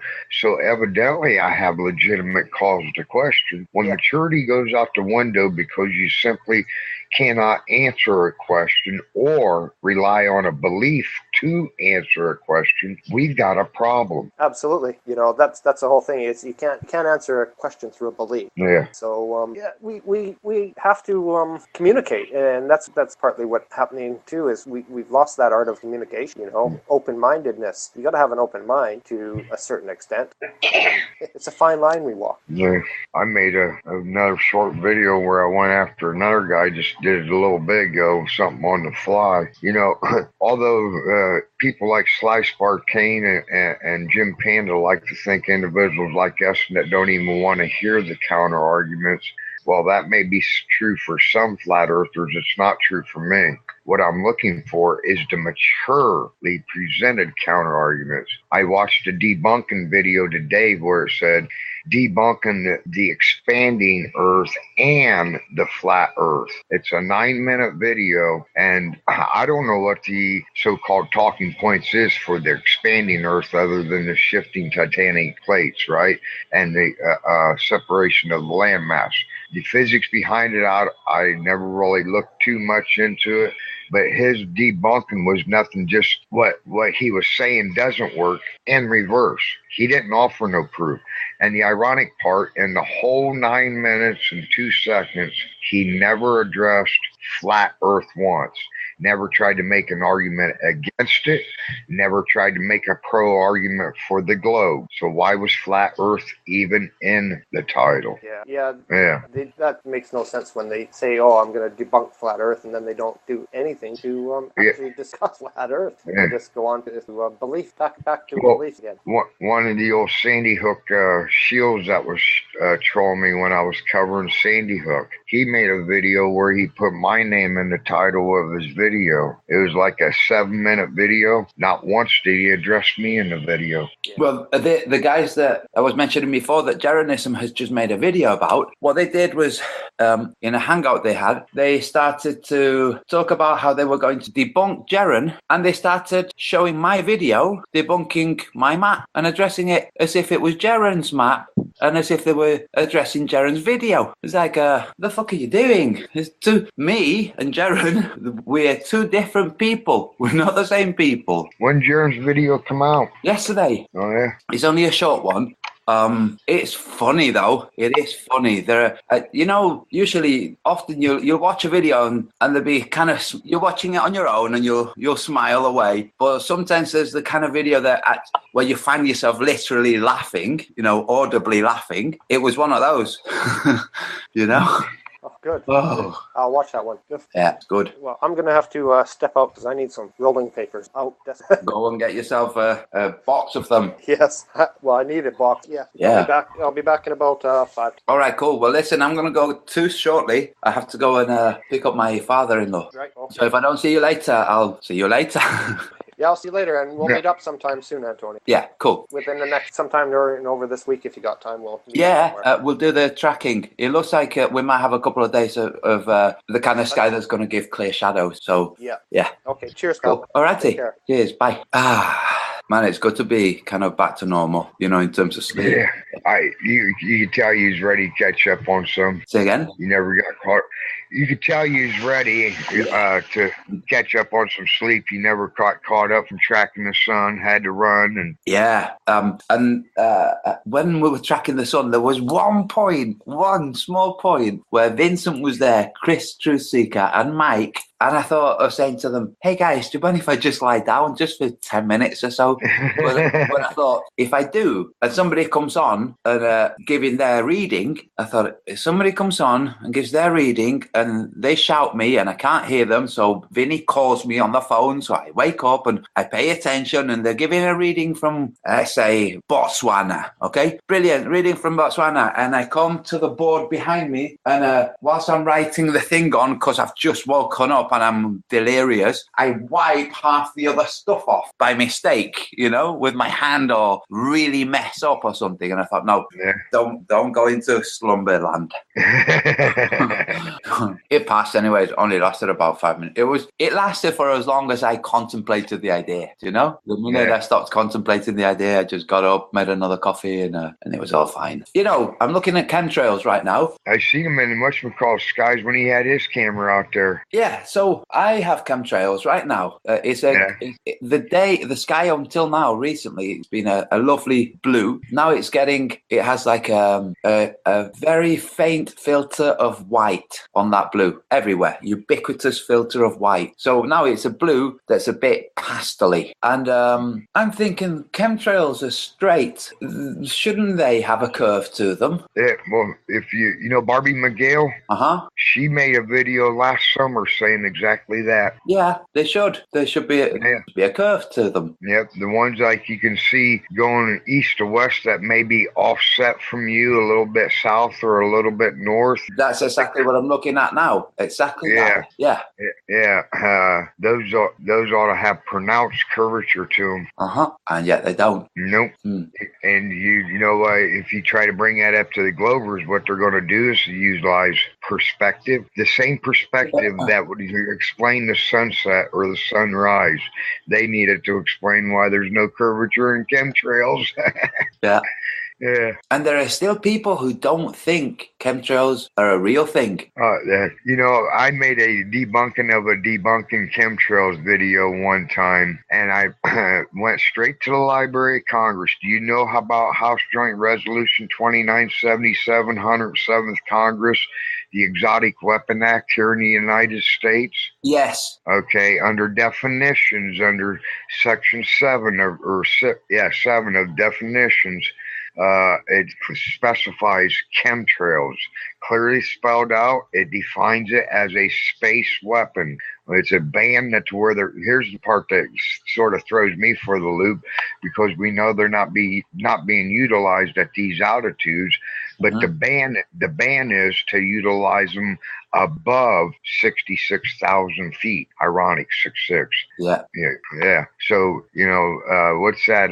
66. It's basically saying at the point where you might reach an altitude that you can't really reach, because what was the highest altitude that Phantom plane flew at? Wasn't it on that? Yeah, I forget what it was called. No. Anyway, so what they're saying is it gets to a point where buoyancy, it has a different state. There's a different state of buoyancy, which is where these loons kind of hang around. The 12.5 miles of the stratosphere. Yeah, so they're saying, how about you can't spray them above that point? Yeah, since you can't reach there, it's null and void. But this bill didn't pass anyways. But so I make the debunking video, right? Yeah. And he says, your same piece of legislation also talks about extraterrestrials. So in order for your debunking of my debunking to be real, first you must prove extraterrestrials. And I made a debunking video of that saying, first of all, we're talking about chemicals. To apply your same standards that you apply upon me, upon you, in order for you to debunk me, you have to prove chemicals are not real. Because we're talking about chemtrails. Yes. Right? Yeah. I had to prove aliens because aliens happen to be listed in the same piece of legislation, but we're talking about a chemical-based product. Yeah. So he's got to prove chemicals ain't real by his own freaking standards. Wow, that's brilliant. That's such a brilliant way of not falling for the distraction that he tried to pull, which is move over to this other thing. I don't want to discuss that bit. Goalpost. Yeah. Brilliant. Can you prove chemicals don't exist? I thought you said Jaron's video is short on Event Skeptic and Always Fools. Say again? I thought you said it was a short video. Hell, it's 1 hour and 29 minutes. Yeah, I mean, short compared to some of the other things that Jaron's been doing, like or some of the long sessions that he's had with Behind the Veil. Lift the Veil. on the whole NASA stuff. I'd sure like to do a Sandy Hook hangout with them once. With Lift the Veil? Or I don't know how Lift the Veil stands on Sandy Hook. I never ran across him until I seen him and Jaron doing stuff on Monday nights. Or Wednesday nights, whatever it is. Send them a message, man. I should try to get in contact with Jaron once before. I asked Bob to even relay the message. Never heard nothing back. I'll pass you his Skype details now if you've not got them already.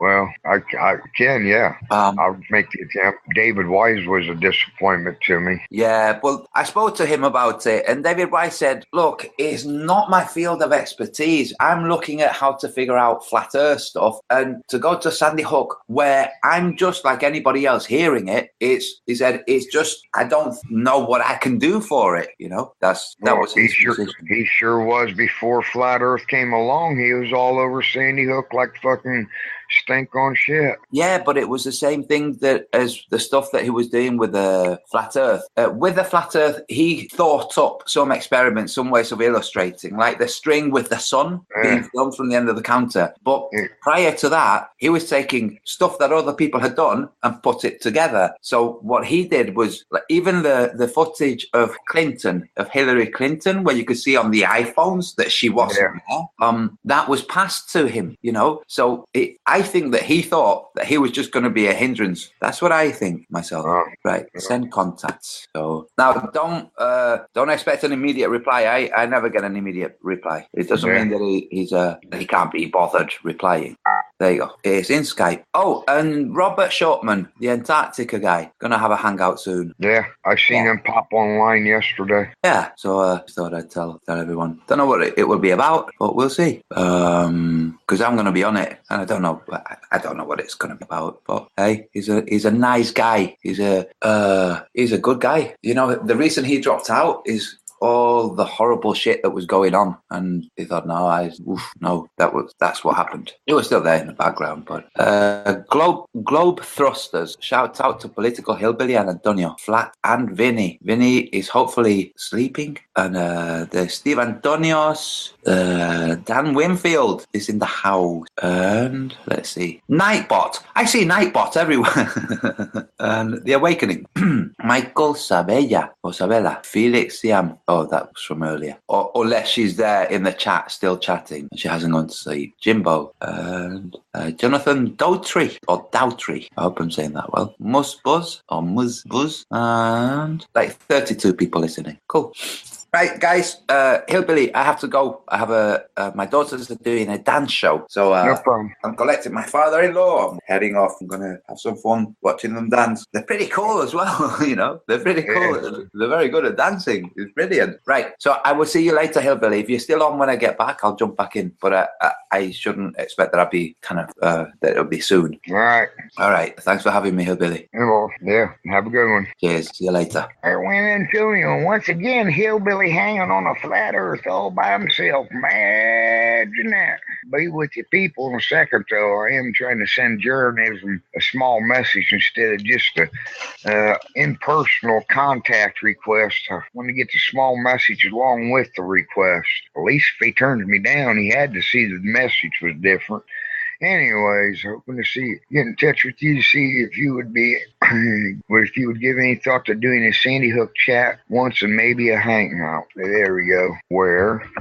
Anybody know the name of that radio show that he and that other flat earth truther did a interview with the guy and some girl, and the girl didn't know shit about earth and journalism, had to school her on that, and then they slipped off into Sandy Hook. Does anybody know the name of that radio show? Let's see. Anybody still in chat?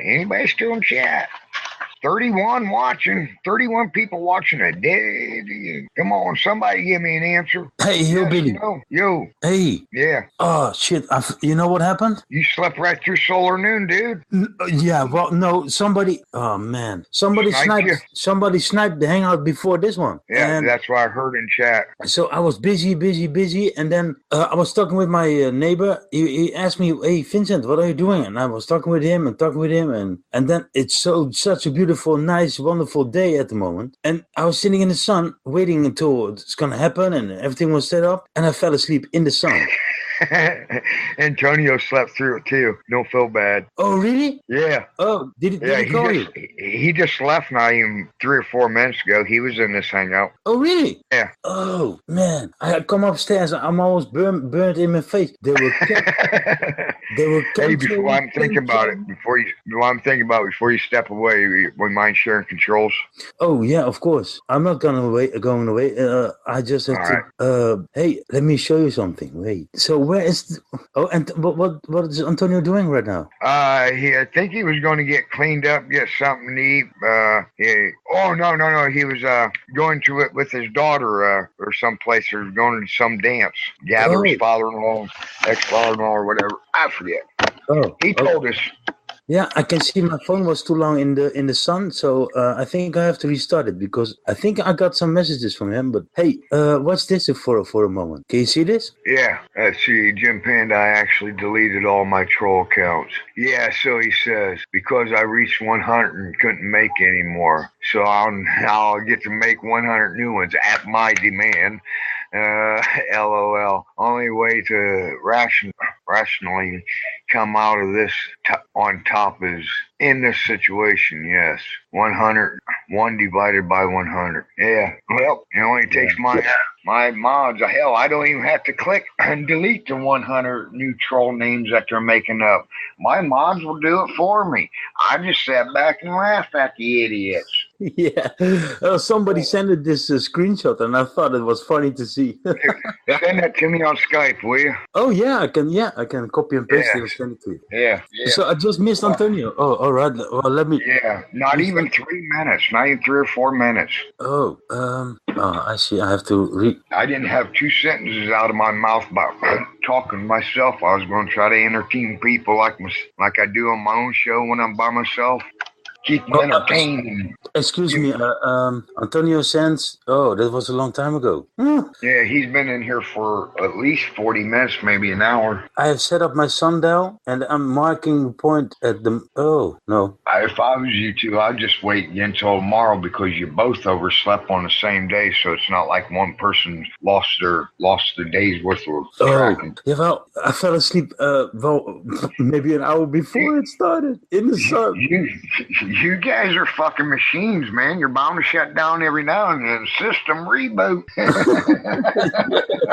You guys have been dedicated rock and rolling all week long. Yeah. Oh. I can't wait until I get a free chance to get with you on that software. I understand it's probably be a couple weeks away before you get a chance to do it. But yeah. We've been a little busy on a lot of things, and I totally understand. Don't apologize at all. Life gets in the way, then you got other projects in the burner. Yeah, it's gonna be okay, Billy. It's gonna be okay.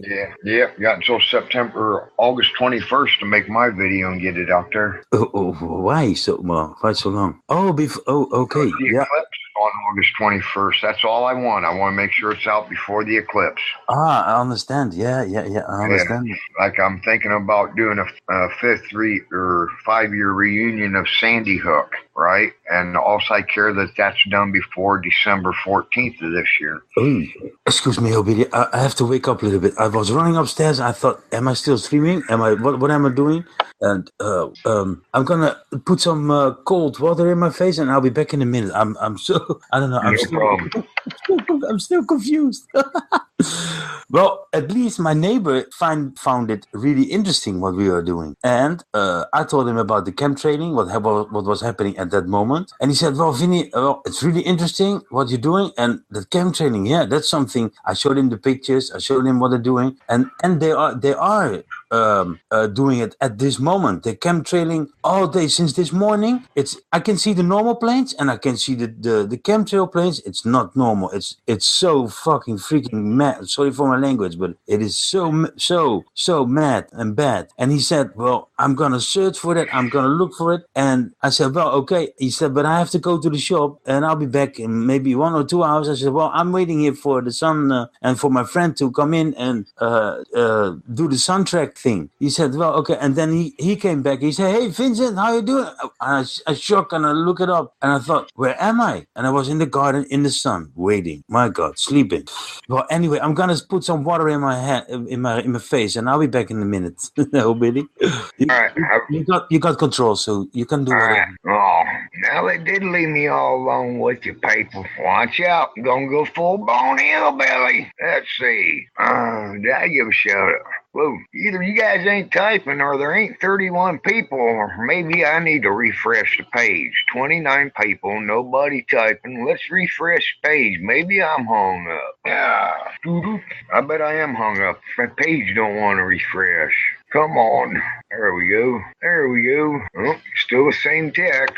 And how many watching? Still the same 29 watching. I'm here, Dan says. Typing live. Typing live. Boy, if you could type dead, boy, you'd be in there for a permanent paycheck, wouldn't you? Just get you a job type. Let's see here. What shall be today?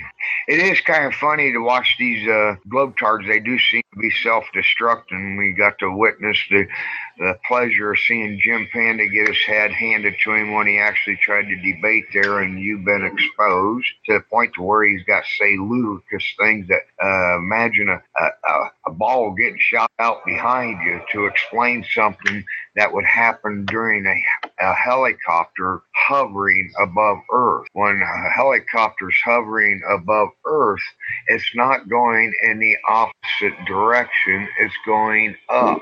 But he has to try to give an example of something going in the opposite direction, only to get a bitch slapped. His head handed to him on a silver platter by his own ignorance.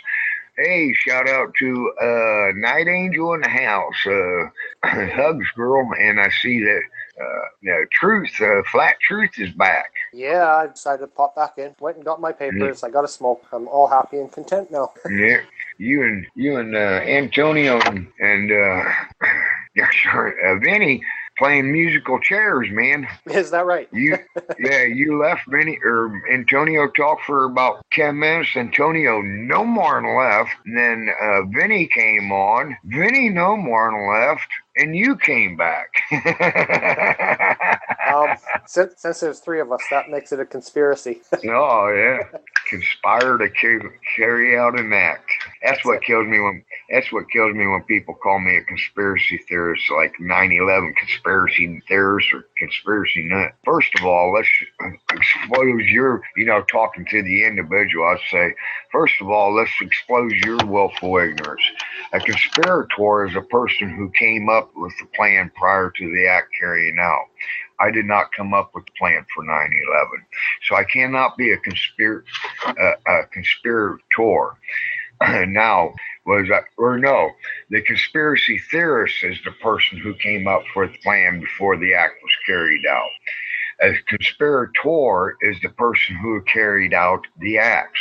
I neither came up with the plan nor carried out the acts, so I am not a 9/11 conspiracy theorist. What I am is a truth seeker who bases my information upon facts. That's exactly right. We don't conspire. No. I was just outside. I just got papers and I was just outside setting up my permanent sundial and thought of several really neat ideas. Get you thinking. Do you know if they've came across the situation since the actual equinox? I don't think they've had the chance yet. This is Antonio's first day home, so I may have just answered my own question. But I'm wanting to see them come up with the same phenomenon again, where Antonio's solar noon is before Vincent's, but Vincent is said to be east of him on the globe. Yeah, they haven't done that quite yet, so.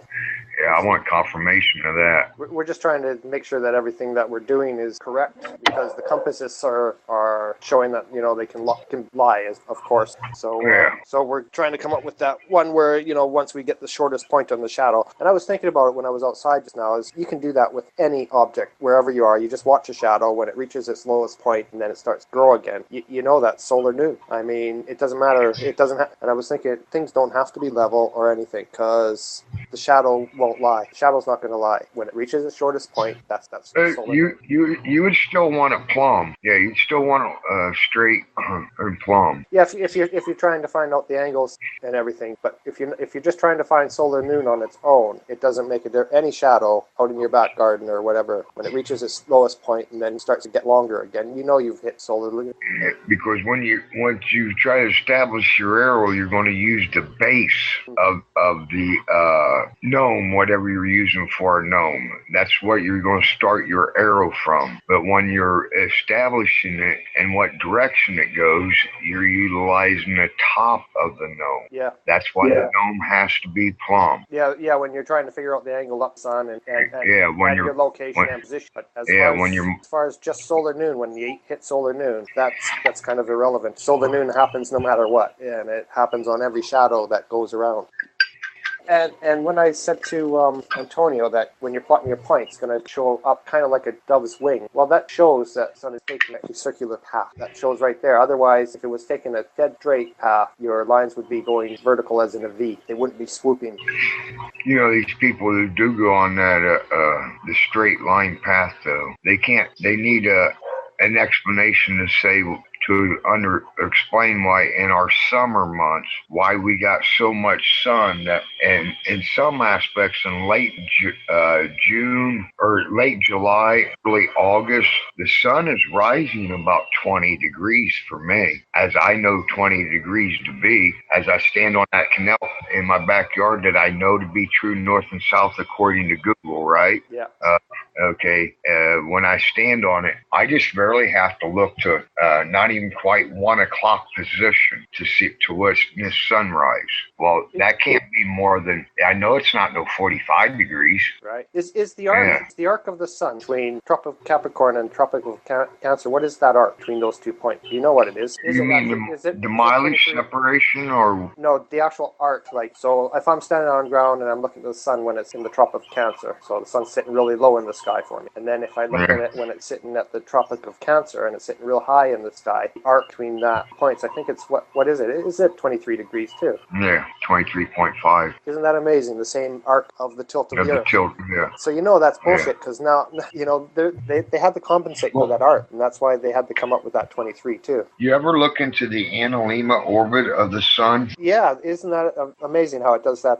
Figure eight. Figure eight. You know, a wider figure eight at the bottom than at the top too. The heliocentrics, I think, more or less try to put it on a horizontal plane. What if that figure eight pattern's in a vertical plane instead? If you understand that the Earth is truly flat and there is no 23-degree tilt, that just became, you twisted, right? So now it's vertical. That makes more explanations as to why the seasons work the way they do. Because after the moon or the sun comes north of the equator, right, as it moves up in the springtime, we don't experience the same temperatures that we do when it's in the same position going back.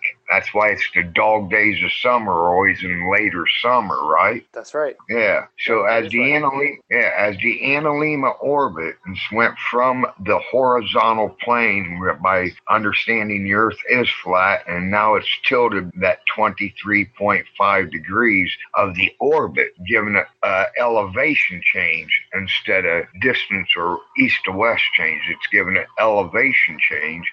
Now in the summertime, in this early summer or spring, I should say, we just went through the equinox right now. The sun's on an upwards elevational path. Then it starts to slide down right before June 21st, and it hits the Tropic of Cancer.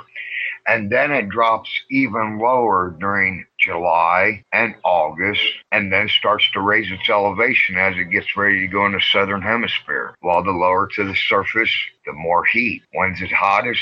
July and August, dog days of summer. Yeah, exactly. That's what I was thinking. That's why I think that 23 degrees, it's an elevation change. It's an elevation change in the sun. And if the sun was 93 million miles away, you wouldn't even notice that elevation change. So once again, there's so many factors showing that the sun is closer to us than what we're told. I just pulled text up. Globe Thruster said, I wrote the radio show you wanted further up on. I don't know what that meant. Further up on. Follow up on? Hell, who wrote a radio show? I know video killed the radio stars. I don't know if he's the individual that was in the chat the other day said I need my own radio show. I don't know what the hell I'll do with the radio show. Go broke. Yeah, I don't know what's happened to Poncho. Anyone know what's happened to Poncho? Yeah, that's a good point, Kaylee. I mean, if you started on a sterile rock, sterile water, where did life feed from? Point.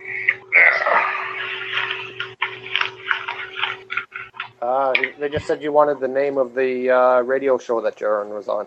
Oh, yeah, I did. Too late. I already sent the request. Yeah, it's nice. Yeah. Brilliant, sunshiny day, Dan. That lady ticked me off when they got on the Sandy Hook. I could only laugh at her when they was debating flat Earth, because I listened to it. What was it? A little over a 3-hour show or something like that. I listened to every minute of it. But boy, when they got on the Sandy Hook, that lady pissed me off. I said, boy, I'd love to be there and just show her the actual words of the cops, prove the lies from the cops, and then tell me again, I don't have a right to question the events of Sandy Hook. I'm questioning the report, first of all. And it's the report that proves that the report lies, or that the cops lie. Well, I don't know what it's like in America, but I know over here in England that majority of the police officers are Masons. I wouldn't go the majority of the police officers. Masons are pretty rampant over here, so I'm firmly under the belief that they got the smaller organization to hide the fewer of the bigger organization amongst them. Most Freemasons don't understand what a true Masonry ideology supports. No, of course, my dad was a Mason, and he was always pissed off because he knew that he would never get into, he would never go above 3 degree. He knew that he's just a puppy dog worker. He was just a worker bee for the Masons. Yeah, we got a Freemasons Lodge here in town. It's been here ever since I've been in town, and it's in the upstairs of an insurance building, and old rickety steps going up there, and there ain't nothing but old people going there. Hard to believe that these people would have any control of anything, let alone they're lucky to have control of their bladder. I know they're not big shots here in town, that's for sure, so they're not control unless there's the secret government running the town too. Lord knows there is some corruption when it comes to local politics here. How our very own sheriff's getting ready to go to prison now. Got a gambling problem and got way behind in his bookie, and so what he did is he borrowed some money off of a well-known established drug dealer by roughing him up, either to let me borrow the money or else I'm going to bust you. Then he couldn't pay for the loan back, so he went ahead and busted him. Well, the drug dealer went to prison, sure enough, because the evidence was there. However, he got somebody to listen to their story where it created a bigger story. The FBI got involved, and now that very sheriff is also in jail. Google his name, Sheriff Dan Beck. Or not Beck, Beck was the sheriff we had before that. Sheriff Sam Chris. That's it, Sheriff Sam Chris. Boy, is this man in some trouble. Yeah, people get in trouble and they do stupid things. Desperate, you get into a desperate situation. We're all human. Antonio said that this video is pretty good and worth watching from Jaronism. I thought he meant when he said short, 10, 6, 15 minutes, but hell, it's an hour and a half. I want to go watch this real quick before me and the old missus take off for the day. Right. All right. Okay, buddy. All right, have a good one. Yeah, you too. I'm going to have to shoot off here too. So all right. The chat's going to be pretty lonely with nobody there. Yeah. Okay, take care, pal. Yeah, you too. Hey, where's everybody? Okay. Well, there's no point in no meaningless meaning of letting Hangout run without anybody here. So I think Hillbilly left, and I thought Hillbilly was waiting for me, but I think he's doing some other things. So I'm gonna wrap this up and see you next time on Poncho Chan, or maybe on Antonio's or Hillbilly's. You never know where we are. Let me go back to the chat for one moment, and then I will say goodbye to everybody. Are you for real? Who are you? Is that a joke? Hey, Club Trusters, Steve Antonio's. Hope Poncho's well. Oh yeah, he's great. He's doing awesome. He's busy with videos and taking some rest too. And like I did, I just started the Hangout and let it run and people joined. And I fell asleep waiting for the soundtrack. Oh, thank you very much. Hey, I would say see you later. Sawing. Goodbye. And thanks for the compliment. You're a great guy. I love you too. Yes, it's okay. He's really busy. And yeah, he was talking some, I don't know who it is, but he was talking about my mother, and I don't know. Well, this is a problem, not mine. Well, I'm gonna wrap this up, and I'll see everybody later in Antonio's, Hillbillies, or my own channel, this channel. I will say goodbye, people. Thank you for watching.